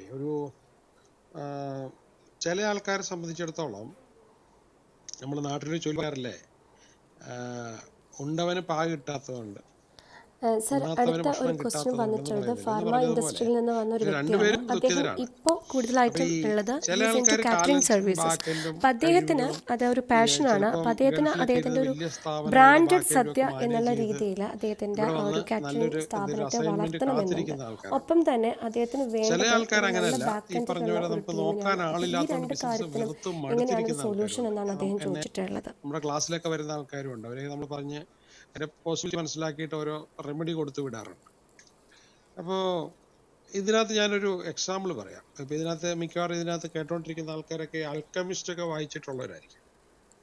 ഞാൻ അതിൻ്റെ ഒരു കോണ്ടെക്സ്റ്റിൽ പറയാം. ആൽക്കമിസ്റ്റിനകത്ത് സാന്റിയാഗോ ഈ പറഞ്ഞ പോലെ നിധി എടുക്കാൻ പറ്റും എന്നുള്ളത് ബോധ്യപ്പെടുത്തി കൊടുത്തു കഴിഞ്ഞപ്പോഴത്തേക്ക് അയാൾ എല്ലാം വിറ്റിട്ട് പോവുകയാണ്. അപ്പം അങ്ങനെ അയാൾ ആദ്യമായിട്ടാണ് കപ്പൽ കയറി അറേബ്യയിൽ ചെന്നിറങ്ങുന്നത്. അറേബ്യയിൽ ചെന്ന് ഇറങ്ങിക്കഴിഞ്ഞപ്പോൾ ഇയാൾക്ക് ഭാഷ അറിയത്തില്ല, വേറെന്തോ ഭാഷ ആൾക്കാർ സംസാരിക്കുന്നു. ഭക്ഷണം ചോദിക്കാനും അറിയത്തില്ല. പക്ഷെ ഒരു കടയിൽ കയറി എന്തൊക്കെയോ പറഞ്ഞ് ഭക്ഷണം കിട്ടി. അത് കഴിച്ചുകൊണ്ടിരുന്നപ്പോഴത്തേക്കും സ്പാനിഷ് അറിയാവുന്ന ഒരാൾ വന്ന് അടുത്തിരുന്നു. അപ്പോൾ അയാളുമായിട്ട് വർത്തമാനമൊക്കെ പറഞ്ഞു. അപ്പം കംഫർട്ടബിളായി. അപ്പോൾ കംഫർട്ടബിളായി കഴിഞ്ഞപ്പോഴത്തെ അയാളോട് പറഞ്ഞ്, ഞാനിതുപോലൊരു നിധി അന്വേഷിച്ച് വന്നതാണ്, നിധിക്ക് അതെടുക്കാൻ പോകാനായിട്ടുള്ളതാണ്. അപ്പോൾ ഇയാളോട് ചോദിച്ചു, നീ എങ്ങനെ ഈ മരുഭൂമി കടന്നു പോകും? ഭയങ്കര പാടല്ലേ മരുഭൂമി കടന്നു പോകും, ഒട്ടകം വാങ്ങിക്കണം, ഒട്ടകമില്ലാതെ നീ എങ്ങനെ പോകും? അല്ല, ഒട്ടകം വാങ്ങിക്കാനുള്ള പൈസയൊക്കെ എൻ്റെ കയ്യിലുണ്ടെന്ന് പറഞ്ഞ് ബാഗ് എടുത്ത് കാണിക്കും, ഇതിനകത്ത് പൈസ ഉണ്ടെന്ന് പറയും. എന്നാൽ പിന്നെ നമുക്ക് ഒട്ടകത്തെ വാങ്ങിക്കാം, ഒട്ടകത്തെ നോക്കാൻ പോകാമെന്ന് പറഞ്ഞ് ഇയാളെ കൂട്ടിക്കൊണ്ട് പോവുകയാണ്. അപ്പോൾ ഈ ബാഗ് ഈ പുതിയതായിട്ട് കണ്ട ആളുടെ കൈ കൊടുത്തേക്കാണ്. അപ്പോൾ അയാളതും പിടിച്ചുകൊണ്ട് പുറകെ വരുവാണ്. കുറച്ചു നേരം കഴിഞ്ഞപ്പോഴത്തേക്കും ഈ പുറകിൽ വന്ന ആളെ കാണുന്നില്ല, ബാഗും കാണുന്നില്ല, കാശ് മുഴുവൻ നഷ്ടപ്പെട്ടു. അതുവരെ ഉണ്ടാക്കിയ മുഴുവൻ സൗഭാഗ്യവും അവന് നഷ്ടപ്പെട്ടു പോവുകയാണ്. ഭാഷ അറിയത്തില്ല, അതൊരു ലോകത്ത്, കഴിക്കാൻ ആഹാരമില്ല. അങ്ങനെ രണ്ടാമത്തെ ദിവസം വന്നപ്പോഴത്തേക്ക് ഇവൻ വിശന്ന് വലഞ്ഞ് ക്ഷീണിതനായി നാശമായി. ഇനി എന്താ ചെയ്യേണ്ടത് ഇങ്ങനെ ആലോചിച്ച് നിൽക്കുമ്പം ഇങ്ങനെ ജംഗ്ഷനിൽ നോക്കുമ്പോൾ ഒരു പാത്രക്കട അവിടെ കാണുന്നുണ്ട്. അപ്പോൾ ഈ ബ്രാസായിട്ട് ചെമ്പ് പാത്രങ്ങളൊക്കെ വിൽക്കുന്ന കട. അപ്പോൾ ആ കടയുടെ അടുത്ത് വന്നപ്പോഴത്തേക്കും കടക്കാരൻ ഇവനെ നോക്കി. ഇവനെ കടയ്ക്കകത്തോട്ട് ചെന്ന് കയറി പാത്രങ്ങളെടുത്ത് വൃത്തിയാക്കുക.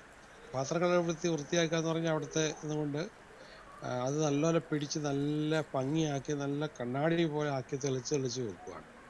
അപ്പോൾ ഈ കടക്കാരൻ വിചാരിച്ച് ഇവൻ എന്തുവാ ചെയ്യുന്നത്, ഇങ്ങനെ വന്ന് കയറിയിട്ട് ഇവന് സാധനമൊക്കെ എടുത്ത് ഇങ്ങനെ വൃത്തിയാക്കുന്നു. അപ്പോൾ അതിലെ വന്നവർ കടയ്ക്കകത്ത് കയറി ഒരു വൃത്തിയാക്കി വെച്ചേക്കുന്ന പാത്രം വാങ്ങിച്ചുകൊണ്ട് പോകും. അപ്പോൾ ഇയാൾക്ക് ഭയങ്കര ആവേശം തോന്നി. അങ്ങനെ അവൻ കുറേ നേരം ഇങ്ങനെ പാത്രം ശരിയാക്കി വെച്ചു. അപ്പം ഇവൻ വിശന്നായിരിക്കുന്നെന്നുള്ള കടയുടമയ്ക്ക് മനസ്സിലായി. അയാൾ പോയി ഭക്ഷണം വാങ്ങിച്ച് ഇവന് കൊണ്ട് കൊടുത്തു. അടുത്ത ദിവസങ്ങൾ വന്ന് വർത്താനം പറയാൻ അറിയത്തില്ല, പക്ഷെ പാത്രം വൃത്തിയാക്കിക്കൊണ്ടിരിക്കുക. പിന്നെ അവർ പയ്യെ ഭാഷ പഠിച്ചു. ഇവൻ വന്നതോടുകൂടി കച്ചവടം നല്ല അഭിവൃദ്ധിപ്പെടുത്തി, ഒരുപാട് പൈസ വരാൻ തുടങ്ങി. അപ്പോൾ ഇവൻ്റെ നഷ്ടപ്പെട്ടത് കഴിഞ്ഞ് കൂടുതൽ പൈസ ഈ കടയുടമ കൊടുക്കുകയാണ്. അപ്പം അത് കഴിഞ്ഞപ്പോൾ അതിൽ നിന്ന് പിന്നെ ഇവൻ ഒട്ടകത്തൊക്കെ വാങ്ങിച്ച് നിധി എടുക്കാനായിട്ട് അതിലേക്ക് വിട്ടു പോകുന്നതാണ് അടുത്ത ഭാഗം വരുന്നത്. ഞാൻ അവിടെ പറഞ്ഞൊരു കാര്യം എന്ന് പറഞ്ഞാൽ, നേരെ വന്ന് അയാളെ അങ്ങ് സഹായിക്കുക. നേരെ വന്ന് അയാളെ അങ്ങ് സഹായിക്കുക. അപ്പൊ ഞാൻ പറഞ്ഞു ഇവിടെ ആളില്ലാത്തതുകൊണ്ടും ടീമില്ലാത്തതുകൊണ്ടും ഒക്കെ തങ്ങി നിൽക്കുന്ന ബിസിനസ്സുകളുണ്ട്. നമ്മൾ കയറി സഹായിച്ചു കഴിയുമ്പോഴത്തേക്ക് അവരുടെ ഭാഗത്ത് നിന്ന് ഇങ്ങോട്ട് ഓഫർ വരും, പ്രോഫിറ്റിന്റെ ഇത്ര പെർസെന്റേജ് തരാം, ഇല്ല സ്റ്റേക്ക് തരാം, നീ നമ്മുടെ കൂടെ നിന്ന് പോകരുത്, നമ്മുടെ കൂടെ ടീമായിട്ട് വേണം. പക്ഷെ ഇത് രണ്ടുപേരും അങ്ങോട്ടും ഇങ്ങോട്ടും പറയാതെ ഇങ്ങനെ നിൽക്കുകയാണ്. അപ്പൊ അവിടെ എപ്പോഴും നമ്മൾ കയറി സഹായിക്കാൻ ആഗ്രഹമുള്ളവർ സഹായിക്കണം. അപ്പൊ തിരിച്ച് റിട്ടേൺസ് കിട്ടാൻ തുടങ്ങും. അപ്പൊ അങ്ങനെ ഈ പല സ്ഥലത്തും ഇങ്ങനെയാണ്, അങ്ങോട്ടും ഇങ്ങോട്ടും ഹെൽപ്പ് ചെയ്ത് കഴിയുമ്പോഴാണ് അവർ ഒന്നിക്കുന്നതും പിന്നെ അതിൽ നിന്ന് ബിസിനസ്സുകൾ ഉണ്ടായി വരുന്നത്. ഓക്കെ, ഞാൻ ഒരു കാര്യം ചെയ്യാം. അതിനകത്ത് ഇനി നമുക്ക് സാധ്യതയുള്ള കുറച്ച് ബിസിനസ്സിനെ കുറിച്ച് ഞാൻ പറഞ്ഞിട്ട് ക്വസ്റ്റ്യൻസിന് ആൻസർ പറയാം. ഇപ്പൊ ലോകത്തിലെ ഏറ്റവും പ്രധാനപ്പെട്ട, പ്രത്യേകിച്ച് കെട്ടിടത്തിനൊക്കെ ഉപയോഗിക്കുന്നത് അലുമിനിയം ഫാബ്രിക്കേഷൻ ആൻഡ് ഗ്ലാസസ്. ഇതിന്റെ ഒരു കോമ്പിനേഷനാണ് ഇപ്പൊ ഏറ്റവും കൂടുതൽ വന്നുകൊണ്ടിരിക്കുന്നത്. അപ്പോൾ അതൊരു ശരിക്കും പറഞ്ഞാൽ നമ്മുടെ നാട്ടിൽ അതിന്റെ സംഭവം ഉണ്ടോ എന്ന് ചോദിച്ചാൽ ഉണ്ട്, പക്ഷെ നമ്മൾ മറ്റു രാജ്യങ്ങളിൽ കാണുന്ന പോലുള്ള ലെവലിലേക്ക് ആയിട്ടില്ല. ഭയങ്കരമായൊരു സാധ്യതയുള്ളതാണ്. അതൊരു ഒരു നല്ല രീതിയിൽ കേരളത്തിൽ പോകും. പിന്നെ നമുക്ക് നല്ലൊരു ചാൻസ് ഉള്ള ബിസിനസ് എന്ന് പറഞ്ഞാൽ ഫാം ടൂറിസം. ആ ഫാമിന്റെ എല്ലാ സുഖത്തോടും ഒരു ഇതോടും കൂടി ആൾക്കാർക്ക് ജീവിക്കാൻ പറ്റിയ ഒരു ഫാം ടൂറിസം നടക്കണം. അപ്പം അത് നമുക്ക് സാധ്യത ഉണ്ടെങ്കിൽ കുറച്ച് പേർക്ക് ചേർന്നിട്ട് ഫാം ടൂറിസം ചെയ്യാൻ പറ്റിയ ഒത്തിരി സാധ്യതകൾ കേരളത്തിലുണ്ട്. ഓക്കെ, പിന്നെ ഈ ടാലന്റ് പ്രൊവൈഡ് ചെയ്യുന്ന ഏജൻസീസ് നമുക്ക് പിന്നെ അത് സ്ഥിരമായിട്ട് ചെയ്യുന്ന ആൾക്കാർക്ക് ഈ ആർട്ടിസ്റ്റിക് ടാലന്റ്, മറ്റു പല ടാലന്റുകൾ നമുക്ക് അതിനൊരു ടാലന്റ് ബാങ്ക് ഉണ്ടാക്കിയിട്ട് അത് ടാലന്റ് ചോദിക്കുന്നത് ഇവിടെ മാത്രമല്ല, ഇപ്പം ഇതെല്ലാം നമുക്ക് ഓൺലൈനിൽ ചെയ്യാൻ പറ്റുന്നു എന്നുള്ളത് കൊണ്ട് ലോകത്തെവിടെയും ടാലന്റ് അവൈലബിൾ ആക്കി വെക്കാനായിട്ട് പറ്റിയ ടാലന്റ് ബുക്കിംഗ് ഏജൻസി ഇപ്പം ഉണ്ട്, പലയിടത്തും അതുണ്ട്. പിന്നെ ഇപ്പം അതുപോലെ തന്നെ ഈ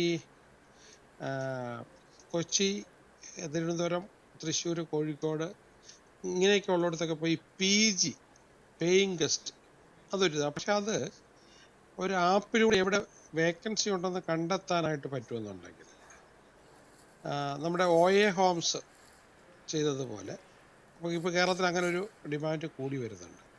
അത് പിന്നെ ഇതിന് മാത്രമല്ല കൊടുക്കുന്നത്, നമുക്ക് കുറച്ചുകൂടി അതിനെ എലാബറേറ്റ് ചെയ്യാം. നമുക്ക് ഒരു ഗസ്റ്റിന് താമസിക്കാനുള്ള സ്ഥലം കൂടെ കൊടുത്തോണ്ട് എന്ത് പേര് വേണേലും വിളിക്കാം. അപ്പം അതൊരു വലിയ ഇതാണ്, ഒത്തിരി കേരളത്തിൽ കിട്ടാനുള്ളതും ഡിമാൻഡും ഉണ്ടാകാവുന്നത്. പിന്നെ അതുപോലെ തന്നെ നമുക്ക് ഈ റെഡി ടു കുക്കിന് വേണ്ടിയിട്ട് റെഡി ടു കുക്ക് സ്നാക്സ് അതെല്ലാം ശരിയാക്കി ഇപ്പം നമുക്ക് വന്നുകൊണ്ടിരിക്കുന്ന കുക്ക് ചെയ്ത സാധനങ്ങൾ കിട്ടും. അതിന് പകരം നമുക്ക് ആ റോ മെറ്റീരിയൽ കൊണ്ട് തന്നെ എല്ലാം സൃഷ്ടിച്ചു, ഇനി അതിനെ ജസ്റ്റ് കുക്കിങ്ങിന് ഇട്ടാൽ മതി എന്നുള്ള രീതിയിൽ ഫുഡ് പ്രോസസ്സിങ് ആസച്ച് ഭയങ്കര സാധ്യതയുള്ളൊരു ബിസിനസ്സാണ്. നമുക്ക് ഫുഡ് പ്രോസസ്സിങ് ഒരു പരിധിക്കുള്ളിൽ വളർന്നിട്ടുമില്ല ഇവിടെ, പക്ഷേ ഗവൺമെൻറ്റിൽ നിന്നൊക്കെ ഒരുപാട് സപ്പോർട്ടും എയ്ഡും ഒക്കെ കിട്ടുന്നതാണ്. അപ്പം അതൊരു അതിനൊരു വലിയ ഈ ഫുഡ് പ്രോസസ്സിങ് അത് ഒരുപാട് വെറൈറ്റി ഐറ്റംസ് ഉണ്ട്. ഇതൊക്കെ നമുക്ക് അതിലേക്കൊക്കെ താല്പര്യമുള്ളവർക്കാണെങ്കിൽ യൂട്യൂബിൽ നിന്ന് കിട്ടും.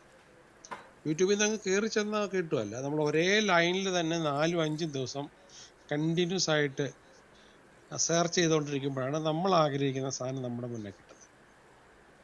അതിന് മെസ്സേജുകളെല്ലാം കോർഡിനേറ്റ് ചെയ്തെടുത്ത് നമുക്ക് ഉപയോഗിക്കാനായിട്ട് പറ്റും. ഇവിടുത്തെ കേരളത്തിലെ ഒരു വലിയ നമ്മുടെ കർഷകരുടെ ഒരു പ്രശ്നം, പ്രത്യേകിച്ച് റബ്ബർ കർഷകരുടെ നടു ഒടിഞ്ഞു നിൽക്കുന്ന ഒരു സാഹചര്യമാണ്. അപ്പോൾ ആക്ച്വലി നമുക്ക് റബ്ബർ കൊണ്ട് ഉണ്ടാക്കാവുന്ന ഒരുപാട് ഉൽപ്പന്നങ്ങളുണ്ട്. ഈ കൺസ്ട്രക്ഷൻ നടത്തുമ്പോൾ തന്നെ അതിനകത്ത് ഗാൽവനൈസ് ചെയ്ത റബ്ബർ ഇട്ട് നമുക്ക് ചെയ്തു കഴിഞ്ഞാൽ വെള്ളം ഒരു തുള്ളി പോലും താഴേക്ക് പോകത്തില്ലാത്ത രീതിയിൽ ചെയ്യാനായിട്ട് പറ്റും. റോഡ് മേക്കിങ്ങിന് വേണ്ടി ചെയ്യാനായിട്ട് പറ്റും. ഇങ്ങനെ നമുക്ക് ഒരുപാട് റബ്ബറിൻ്റെ ഒരുപാട് ഉപയോഗങ്ങൾ നമുക്ക് കെട്ടിടത്തിനകത്ത് ഉപയോഗിക്കാനായിട്ട് പറ്റും, ഫ്ലാറ്റുകളിൽ ഉപയോഗിക്കാനായിട്ട് പറ്റും. അപ്പോൾ ഒരുപാട് പ്രോഡക്ട്സ് റബ്ബറിൽ നിന്ന് നമുക്ക് ഉണ്ടാക്കാനായിട്ടുണ്ട്. അപ്പം നമ്മൾ അത് ഈ പറഞ്ഞതുപോലെ യൂട്യൂബിൽ നോക്കിക്കഴിഞ്ഞാൽ റബ്ബറിൻ്റെ കുറേ ഐറ്റംസ് കാണാം. ഗ്ലോബലി അവൈലബിൾ ആയിട്ടുള്ള, അതൊരു വലിയ സാധ്യതയാണ്. പിന്നെ കേരളത്തിൽ നമ്മൾ നശിച്ചു പോകുന്ന കുറേ പഴങ്ങളുണ്ട്. അപ്പൊ ഈ അതിനകത്ത് പ്രത്യേകിച്ച് ആൽക്കഹോൾ ഇല്ലാത്ത വൈൻ ഉണ്ടാക്കുന്നതിന് നിയമ തടസ്സമൊന്നുമില്ല. നമുക്ക് ഏതിന്ന് വേണേലും അത് ആൽക്കഹോൾ അല്ലാതെ ഫെർമെന്റേഷന് പോകാതെ തന്നെ ഉപയോഗിക്കാൻ പറ്റുന്നുണ്ടെങ്കിൽ. അപ്പൊ ഈ ഹോം മെയ്ഡ് വൈൻ എന്ന് പറയുന്നത്, അപ്പം വിദേശത്തൊക്കെ ആണെങ്കിൽ ഹോം മെയ്ഡ് വൈനകത്ത് സ്വല്പം ആൽക്കഹോളിക് കണ്ടന്റ് ഉണ്ട്, അത് ഫെർമെന്റ് ആയിട്ടായിരിക്കും വരുന്നത്. അത് നല്ല സാധ്യതയുണ്ട്. പിന്നെ നമുക്കിപ്പോൾ വരാൻ പറ്റുന്നത്, നമുക്ക് ഓഫ് കോഴ്സ് ചാർട്ടേഡ് അക്കൗണ്ടൻസ് ഉണ്ട്, ടാക്സ് പ്രാക്ടീഷേഴ്സ് ഉണ്ട്. പക്ഷെ അതിൻ്റെയൊക്കെ അപ്പുറത്തേക്കായിട്ട് ഈ ഓൺലൈനായിട്ട് ടാക്സ് ഫയലിംഗ്, ഇപ്പം ടാക്സ് ഫയൽ ചെയ്യുന്ന ആൾക്കാരുടെ എണ്ണം ഒത്തിരി കൂടുതലാണ്. ഓൺലൈൻ ടാക്സ് ഫയലിംഗ് അതൊരു ഒരു വ്യക്തിപരമായിട്ടുള്ള ആൾക്കാർക്ക് സെൽഫ് എംപ്ലോയിഡ് പോലെ ചെയ്യാം. പിന്നെ അതുപോലെ തന്നെ ഇന്ന് കമ്പനികൾ ഒരുപാട് പരിശീലനങ്ങൾ ചോദിക്കാറുണ്ട്. എനിക്കൊക്കെയാണെങ്കിൽ ഒരുപാട് എൻക്വയറീസ് വരാറുണ്ട്. അപ്പോൾ അവരിന്ന് ക്യാമ്പ് ചെയ്തിട്ട് ഒരു പരിശീലനം കൊടുക്കുമോ എന്ന് ചോദിക്കുന്ന, അവരൊരു പ്രത്യേക ക്യാമ്പിലേക്കൊക്കെ കൂട്ടിക്കൊണ്ടു പോയിട്ടുള്ള പരിപാടികൾ, അതൊക്കെ വലിയ നല്ല സാധ്യതയുള്ളതാണ്. അവർക്ക് കൂടുതലും ഒത്തിരി വിശദമൊന്നും വേണ്ട, അവർക്ക് കുറച്ച് കളികളൊക്കെ കംപ്ലീറ്റ്ലി റിഫ്രഷ് ചെയ്യണം, അവർ തങ്ങളിൽ കുറച്ചും കൂടെ മാനസികമായിട്ട് അടുക്കണം. ഇതൊക്കെയാണ്, ടീം ബിൽഡിങ് വേണം, ഇതൊക്കെയാണ് വേണ്ടത്. ആ മേഖലയിലൊക്കെ നമുക്ക് ഒരുപാട് സാധ്യത കിടപ്പുണ്ട്. ട്രെയിനേഴ്സൊക്കെ എക്സ്പ്ലോർ ചെയ്തുകൊണ്ടിരിക്കേണ്ട. പിന്നെ അതുപോലെ തന്നെ ഈ കാർപ്പറ്റുകൾ നിർമ്മാണം, അത് ഒരു വലിയ സാധ്യതയാണ്.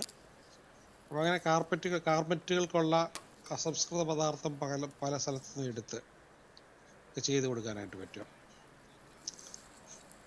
പിന്നെ നമുക്ക് ഇപ്പോൾ ഒരുതായിട്ട് പോകുന്ന ഈ സ്ത്രീകൾക്കൊക്കെ വളരെ ഒരു ഹോബിയായിട്ട് ചെയ്യാവുന്ന കിഡ്സിനുള്ള ഷൂ, അതുണ്ടാക്കി കൊടുക്കുന്നത് ഒരു സാധ്യത. പിന്നെ അതുപോലെ ഈ കോക്കനട്ട് മിൽക്ക് പൗഡർ ഇവിടെ കിട്ടുന്നുണ്ട്. പക്ഷേ ഈ അതിൻ്റെ കേരളത്തിലെ സാധ്യത വെച്ച് നോക്കുമ്പോൾ, ഞാൻ കഴിഞ്ഞ ദിവസം പറഞ്ഞായിരുന്നു 1000-ലധികം പ്രോഡക്ട്സ് നമ്മൾ കോക്കനട്ടിൽ നിന്നുണ്ടാകുന്നുണ്ട്. പക്ഷേ നമ്മൾ കേരളത്തിൽ അത്ര ഇല്ല, വളരെ കുറച്ചേ ഉള്ളൂ, 10-40 പ്രോഡക്റ്റിനകത്തേ വരത്തുള്ളൂ.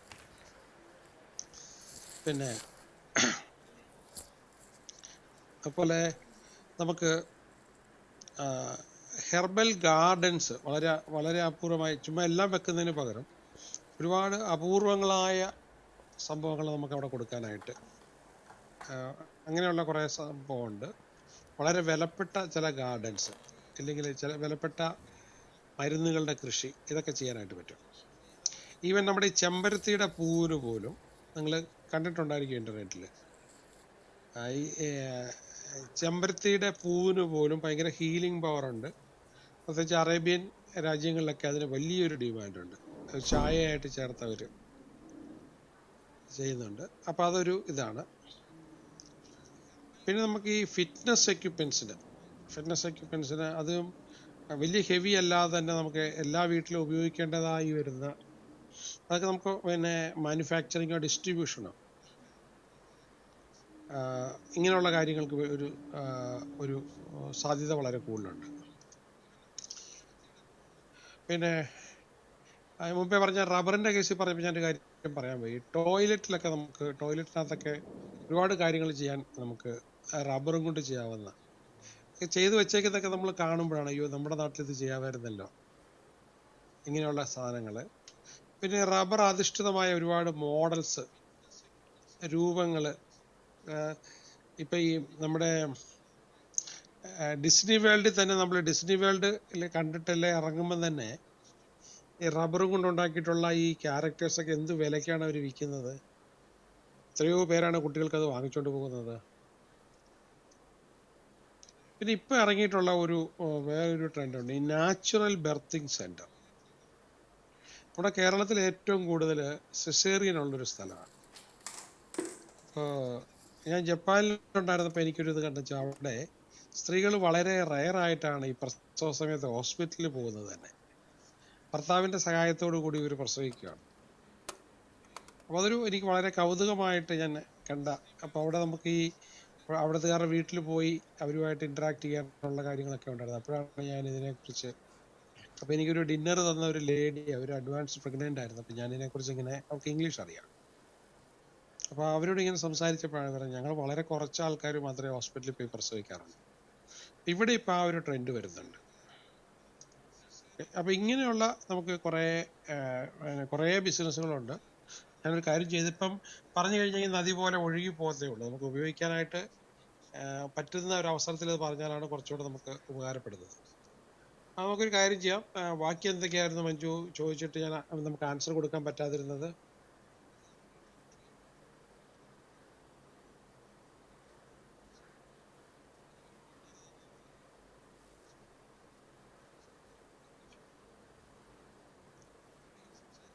അല്ല മറ്റേ ആദ്യത്തെ അതൊന്ന് പറഞ്ഞിട്ട്, നമ്മളിപ്പോ എത്ര കാർ ഉണ്ടാക്കി വെച്ചാലും ഒരു കമ്പനി അതുകൊണ്ട് റിച്ച് ആവൂല. കാറ് വിൽക്കാൻ പഠിക്കണം. ഈ നമ്മുടെ ഇവിടുത്തെ ഇതിനകത്ത് ഈ സെയിൽസ് ട്രെയിനിങ് ആക്ച്വലി അതിനകത്തൊരു വലിയ സൈക്കോളജി പറയാനുള്ളത്. നമുക്ക് സെയിൽസിനകത്ത് നമുക്ക് എന്തൊരു കാര്യം നമ്മൾ ചെയ്യാൻ വന്നു കഴിഞ്ഞാൽ പിന്നെ വന്നിട്ടുള്ള ഒരു 2 ക്വസ്റ്റ്യൻസ് എന്ന് പറഞ്ഞു കഴിഞ്ഞാൽ, ഒരു സെയിൽസ്മാൻ ഒരു മാർക്കറ്റിംഗിലേക്ക് ഇറങ്ങുമ്പോൾ ശ്രദ്ധിക്കേണ്ട ഒരു ക്വാളിറ്റി ചോദിച്ചിട്ടുണ്ട്. പിന്നെ ഒരു വ്യക്തി അദ്ദേഹത്തിന് PVC ഡോറിന്റെ ഒരു പ്രൊഡക്റ്റ് ആണ്. എന്ന് പറയുന്നത് പോലെ തന്നെ നെപ്പോളിയൻ ഹില്ലിന്റെ ബുക്കിനകത്ത് എഴുതിയിട്ടുള്ള ഒരു എക്സാമ്പിൾ ഉണ്ട്. ഒരു പട്ടി എപ്പോഴും കോഴീനെ ചുമ്മാ ശല്യം ചെയ്യും, ഓടിക്കും വീട്ടിലുള്ള കോഴീനെ. ഒരു തള്ളക്കോഴി ഈ കുഞ്ഞുങ്ങളുടെ ശല്യം ചെയ്യാനായിട്ട് വന്നപ്പോഴത്തേക്കും ഇത് ഭയങ്കരമായിട്ട് നിന്ന് കൊത്തി കൊടുത്തു. ഇതിന്റെ മുഖത്ത്, മൂക്കിലും വയറിലും ചെവിയിലും എല്ലാം നല്ലോണം അങ്ങ് കൊത്തി. പിന്നെ ആ പട്ടി എന്താന്ന് ചോദിച്ചു കഴിഞ്ഞാൽ ഈ കോഴിയെ ശല്യപ്പെടുത്താൻ പോകില്ല. കാരണം ഇതിന്റെ ഓർമ്മ, കോഴിയെ കണ്ടു കഴിഞ്ഞവൻ ഇങ്ങനെ കണ്ണടച്ചോണ്ട് നിന്നാണ്, ഈ കോഴിയുടെ അടുത്തേക്ക് പോകില്ല. അപ്പൊ എന്ന് പറഞ്ഞതുപോലെയാണ് ഈ സെയിൽസിൽ നമ്മൾ ചെല്ലുമ്പം ഈ സെയിൽസ് നല്ലതുപോലെ അതിൻ്റെ അത് കറക്റ്റായിട്ട് പഠിച്ചിട്ടില്ലാത്ത ആൾക്കാരാണെങ്കിൽ ഈ കസ്റ്റമർ റിജക്റ്റ് ചെയ്യുമ്പോൾ അവനത് പേഴ്സണലി വലിയൊരു വേദനയാവും. പിന്നെ അത് കഴിയുമ്പോഴത്തേക്കും ചിലപ്പം ഇയാളുടെ ഒട്ടും അറിവില്ലായ്മ കൊണ്ട് ചിലപ്പം ഇയാളുടെ സ്നബ് ചെയ്തിട്ടുള്ള കസ്റ്റമർ കാണും. അതിങ്ങനെ ഒരു പേഴ്സണൽ വേദനയായിട്ട് ഇവനിങ്ങനെ ഉള്ളിലിട്ടുകൊണ്ടാണ്. അപ്പോൾ ഈ സെയിൽസ്മാൻ്റെ ജോലി അവൻ വീണ്ടും കണ്ടിന്യൂ ചെയ്യുവാണെങ്കിൽ ഈ റിജക്ഷന്റെ സാധ്യതകൾ കാണുമ്പോൾ തന്നെ ഇവനിൽ ട്രിഗർ ചെയ്യാൻ തുടങ്ങും സഫറിങ്സ്. അപ്പം അതുകൊണ്ട് തന്നെ ഇവൻ ആ പെയിൻ ഒഴിവാക്കാൻ വേണ്ടിയിട്ട് നിവർത്തിയുണ്ട് സെയിൽസിന്റെ മേഖലയിൽ പിന്നെ പോവില്ല. അതിന്റെ പ്രധാന പ്രശ്നം എന്താണെന്ന് വെച്ച് കഴിഞ്ഞാൽ സെയിൽസ് ഹാൻഡിൽ ചെയ്യേണ്ട ഒരു രീതിയുണ്ട്, അത് പഠിക്കാതെ ചെയ്തു എന്നുള്ളതാണ്. നമുക്കിപ്പം സെയിൽസിന് വേണ്ടിയിട്ട് പ്രത്യേക ട്രെയിനിങ്, ഒന്നാമത്തെ കാര്യം സെയിൽസിന് വേണ്ടി ട്രെയിനിങ് കൊടുക്കാന്ന് പറഞ്ഞു കഴിഞ്ഞാൽ ജോലിയില്ലാത്ത ആൾക്കാർക്ക് താല്പര്യം വരത്തില്ല. പിന്നെ ഏതെങ്കിലും സ്ഥാപനത്തിൽ കയറിയിട്ട് അവിടെ ഇച്ചിരി എന്തെങ്കിലുമൊക്കെ വിൽക്കുന്ന ആൾക്കാർ പറഞ്ഞു കൊടുക്കുന്നതൊക്കെ വെച്ചാൽ ആർക്കും ചെയ്യാവുന്നൊരു ജോലിയാണെന്നുള്ളൊരു ധാരണയാണ്. അങ്ങനെയല്ല, ഒരു സ്ഥാപനത്തിലെ ഏറ്റവും പ്രധാനപ്പെട്ട ഒരു ജോലിയാണ് വിൽക്കാനായിട്ട്. കുറച്ചതൊക്കെ ക്ലയൻസ് ഒക്കെ വന്ന് കയറും, പക്ഷേ നമുക്ക് നന്നായിട്ട് വിൽക്കാൻ പഠിക്കുക എന്ന് പറഞ്ഞാൽ ഒരു 8 സ്റ്റെപ്പാണ്. ആ 8 സ്റ്റെപ്പിലൂടെ നമ്മൾ കറക്റ്റായിട്ട് അത് തന്നെ പോയി അവസാനം ക്ലോസ് ചെയ്ത് സർവീസ് ചെയ്ത് അവസാനിപ്പിക്കും. അതെനിക്ക് തോന്നുന്നത് നമുക്ക് അത് തന്നെ പറഞ്ഞിപ്പം നമ്മുടെ സെയിൽസ് ട്രെയിനിങ് ഉള്ള സമയത്താണ് നമ്മൾ കൊടുക്കുന്നത്. ഏതാണ്ട് 3 days കണ്ടിന്യൂസ് ആയിട്ട് രാവിലെ 9 മുതൽ വൈകിട്ട് 6 വരെ കണ്ടിന്യൂസ് ആയിട്ട് ട്രെയിനിങ് കൊടുത്ത്, അത് പ്രത്യേകമായിട്ട് അതിന് വേണ്ടിയിട്ട് തയ്യാറാക്കിയിട്ടുള്ള ഗ്ലോബൽ സ്റ്റാൻഡേർഡ് നമ്മൾ കൊടുത്ത് ഫുള്ളി സെയിൽസ് നമ്മൾ ആക്കി വിടും. അതിനകത്ത് നമുക്ക് വിലപ്പെട്ട പ്രോഡക്റ്റാണ്. ഈ കസ്റ്റമറുടെ സബ് കോൺഷ്യസ് മൈൻഡിൽ ഈ പ്രോഡക്റ്റ് പ്ലാൻ ചെയ്യും. നമ്മളങ്ങ് പോയി കഴിഞ്ഞാലും ഇയാൾ ഇതിന് വേണ്ടിയിട്ട് ഈ പ്രൊഡക്റ്റ് വേണോ ഇതിനെക്കുറിച്ച് തന്നെ ഓർത്തോണ്ടിരിക്കും. ഇങ്ങനെ ഒരു അവസ്ഥയിലാക്കിയിട്ട് തന്നെ പോകണം. അതെങ്ങനെയാണ് പ്ലാൻ ചെയ്യേണ്ടത്, എങ്ങനെയാണ്? അപ്പം ഈ കോൺവെർസേഷണൽ ഹിപ്നോസിസ് എന്ന് പറയുന്ന ശാഖ ഇപ്പം നിങ്ങൾ ഗൂഗിൾ ചെയ്താൽ മതി. ഹിപ്നോട്ടിക് സെയിൽസ് ഒരു 10 വർഷത്തിനകത്താണ് അങ്ങനെ ഒരു ശാഖ ഡെവലപ്പ് ചെയ്തത്. അതിനെക്കുറിച്ച് പുസ്തകങ്ങളൊക്കെ ഇറങ്ങി തുടങ്ങിയിട്ട് ഇപ്പോൾ 2 വർഷമൊക്കെ ആയിട്ടുണ്ട്. അപ്പം അതൊരു പുതിയ ഏരിയയാണ്. കാരണം അത് കസ്റ്റമറുടെ ഭാഗത്തുനിന്ന് അവർക്ക് വേണ്ടതാണെങ്കിൽ ഒരു എതിർപ്പും വരാതെ അവരോട് സംസാരിക്കുന്ന ഒരു പ്രത്യേക രീതി അതിൽ കൂടെ ഡെവലപ്പ് ചെയ്തെടുക്കുന്നത്. അല്ലാതെ കസ്റ്റമറെ മയക്കുക അങ്ങനെയൊന്നുമല്ല. അപ്പോൾ അവരുടെ സബ് കോൺഷ്യസ് മൈൻഡിലേക്ക് പ്ലാന്റ് ചെയ്യുക എന്ന് പറയുന്നത്. അപ്പോൾ നമുക്കെന്ന് വെച്ചാൽ സെയിൽസ് നല്ലതുപോലെ അറിയാമെങ്കിൽ നമ്മുടെ സെയിൽസ് ഇപ്പോൾ ഉള്ളതിൻ്റെ 10 times 20 times അല്ല, അതിൻ്റെ അപ്പുറത്ത് പോകാനായിട്ട് പറ്റും. അത് നമുക്ക് ഒറ്റ വാക്കുകൊണ്ട് പറഞ്ഞ് തീരില്ല. എനിക്ക് കുറച്ചെങ്കിലും പറയാനുള്ളത്, ഈ ലൈഫ് ലൈൻ TV-യിൽ ഞാൻ ഒരു 4 വീഡിയോസ് ഇതിനെക്കുറിച്ച് ചെയ്തിട്ടുണ്ട്. എനിക്ക് തോന്നുന്നു അതൊന്ന് നോക്കുവാണെങ്കിൽ അതിനെക്കുറിച്ച് അത്യാവശ്യ വിവരങ്ങളെല്ലാം ഒന്ന് കിട്ടും. അത് നോക്കുമായിരിക്കും നല്ലത്. അടുത്ത ചോദ്യം എന്തായിരുന്നു മഞ്ജു?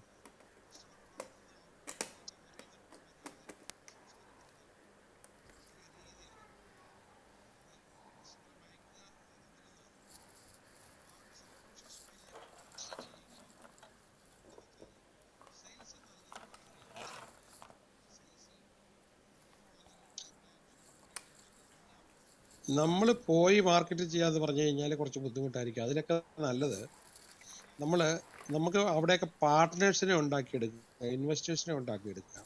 അപ്പൊ അവരുടെയും കൂടെ ഒരു അത്യാവശ്യമായി മാറ്റുക അവിടെ ഇതിന്റെ മാർക്കറ്റിംഗ്. അപ്പൊ അങ്ങനെ ആകുമ്പോഴത്തേക്കും ബിസിനസ് എക്സ്പാൻഷൻ ആണ് ചെയ്യേണ്ടത് അവിടത്തേക്ക്.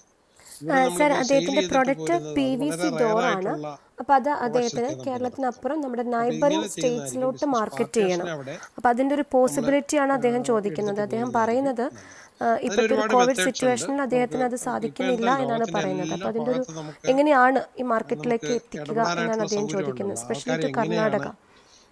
നമ്മളുമായിട്ട് അടുപ്പിക്കുന്നത് എങ്ങനെയാണ്, നമ്മുടെ പാർട്ട്നേഴ്സ് ആക്കുന്നത് എങ്ങനെയാണ്, അവരെ കൊണ്ട് ഇൻവെസ്റ്റ് ചെയ്യിക്കുന്നത് എങ്ങനെയാണ്, ഈ കാര്യങ്ങളൊക്കെ നമുക്ക് പറയാനുള്ള ഒരുപാട് ഇപ്പൊ നമ്മൾ ചെയ്തുകൊണ്ടിരിക്കുന്നത് തന്നെ ഇത് തന്നെയാണ്. ഇപ്പൊ ഇതുമാതിരി ബന്ധപ്പെട്ടൊരു സംഭവമാണ്. ഒരുപാട് പേര് കണക്റ്റഡ് ആകുകയാണ്. എനിവേ, നിങ്ങൾ ഇത്രയും പേരിന്ന് ഇതിനെക്കുറിച്ച് സംസാരിക്കാനും കേൾക്കാനും വന്നതിൽ വളരെ സന്തോഷമുണ്ട്. നമ്മുടെ സമയം കഴിയുകയാണ്. നമുക്ക് ശരിക്കും പറഞ്ഞാൽ 11 മണി ആയി കഴിഞ്ഞു. നമ്മൾ അത് കഴിഞ്ഞ് നീട്ടിക്കൊണ്ട് പോയി കഴിഞ്ഞാൽ ഇതിന്റെ ഒരു ഇത് നഷ്ടപ്പെടും. നമുക്കൊന്നും കളയണ്ട. ഇനിയും കിട്ടാനുണ്ടെങ്കിൽ നാളെ നമുക്ക് ഇതേപോലെ തന്നെ ഇന്നത്തെ സമയത്ത് തന്നെ നമുക്ക് കൂടാം. കുറച്ച് ആദ്യമേ തന്നെ ഒന്ന് പോസ്റ്റ് ചെയ്ത് വെച്ചാൽ മതി. ഇപ്പൊ ഈ ഇതിന്റെയൊക്കെ ഞാൻ ഒത്തിരി ബിസിനസ് ട്രെയിനിങ്ങും ബിസിനസ് മെന്ററിങ്ങിലൊക്കെ ഒരുപാട് റിസർച്ച് ചെയ്യുന്ന ആളാണെങ്കിലും ഇതിനകത്ത് വരുന്ന ആൾക്കാർക്ക് ഒരുപാട് ഇന്നോവേറ്റീവ് ഐഡിയാസ് ഉണ്ടാവും. അതുകൊണ്ട് ഇവിടെ പറയുമ്പോൾ അവരിൽ നിന്ന് ഒരു ആൻസർ കൂടെ നോക്കിയിട്ട് ആൻസർ കിട്ടാത്തത് മാത്രം എന്നിലേക്ക് വരുമായിരിക്കും. ഞാൻ കേൾക്കുന്നുണ്ടായിരുന്നു നിങ്ങളിവിടെ ഇത് ചെയ്തത്. അതൊക്കെ വളരെ നന്നായിട്ട് ഇതിനകത്ത് പല ആൾക്കാരും പ്രസന്റ് ചെയ്തു. പലതിനും സൊല്യൂഷൻസ് നമ്മുടെ ഓഡിയൻസിന് തന്നെ കൊടുക്കാൻ പറ്റി. അപ്പം എല്ലാത്തിനും ഞാൻ തന്നെ കൊടുക്കുന്നതിന് പകരം നമ്മൾ അങ്ങോട്ടും ഇങ്ങോട്ടും ഐഡിയാസ് ഒന്ന് സ്പ്രെഡ് ചെയ്യട്ടെ. മൊത്തമായിട്ട് നമുക്ക് നാളും കൂടുതൽ ഇന്നോവേറ്റീവ് ആശയങ്ങളുമായിട്ട് കാണാം. ചിലപ്പോൾ ചിലരുടെ ബിസിനസ്സിന് ചിലപ്പം ലാസ്റ്റ് ആയിരിക്കും ഒരു ആപ്റ്റ് പോയിന്റ് കിട്ടുന്നത്. നമുക്ക് നോക്കാം, നമുക്ക് അടുത്ത ദിവസങ്ങളിൽ നോക്കാം. നിങ്ങൾക്ക് നിങ്ങളുടെ അത്യാവശ്യ ഫ്രണ്ട്സിനെയും സഹപ്രവർത്തകരെയൊക്കെ ഇതിലേക്ക് കൊണ്ടുവരാം. എല്ലാവർക്കും നല്ലത് വരട്ടെ. All the best.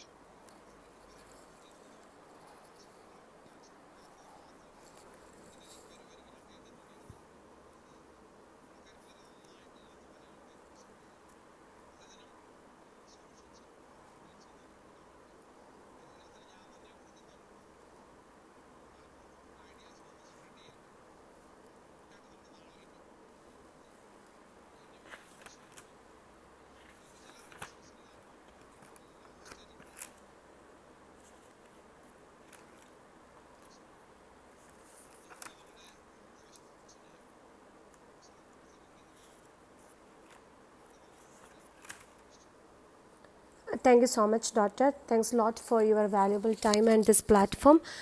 അപ്പോൾ ഇന്നത്തെ നമ്മുടെ ഈ ചർച്ച ഇവിടെ അവസാനിപ്പിക്കുകയാണ്. യൂഷ്വലി നമ്മൾ 11 o'clock റെപ്പ് ചെയ്യുക.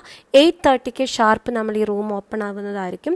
നമ്മളോടൊപ്പം ഇന്ന് സഹകരിച്ച എല്ലാ ലിസണേഴ്സിനും നന്ദി. അതുപോലെ തന്നെ നമ്മുടെ സ്പീക്കർ ബോർഡിലേക്ക് വന്ന് നൂതനാശയങ്ങൾ പങ്കുവെച്ച എല്ലാ ബിസിനസ് വ്യക്തികൾക്കും നന്ദി. ഒപ്പം തന്നെ സൊല്യൂഷൻസ് പറഞ്ഞ വ്യക്തികൾക്കും നന്ദി. തീർച്ചയായും 2-3 ക്വസ്റ്റ്യൻസ് നമ്മൾ റിസർവ് ചെയ്തിട്ടുണ്ട്. അതുപോലെ തന്നെ ഇനിയും ക്വസ്റ്റ്യൻ ചോദിക്കാനുള്ളവർ നാളെ ഷാർപ്പ് 8:30 നമ്മുടെ എപ്പിസോഡ് 3 നടക്കും. അപ്പോൾ ഈ ഒരു പ്ലാറ്റ്ഫോമിൽ തന്നെ വീണ്ടും കാണാം. അതുവരേക്കും good night. This is Manju Madhav signing off. Good night every one. Take care. Stay blessed.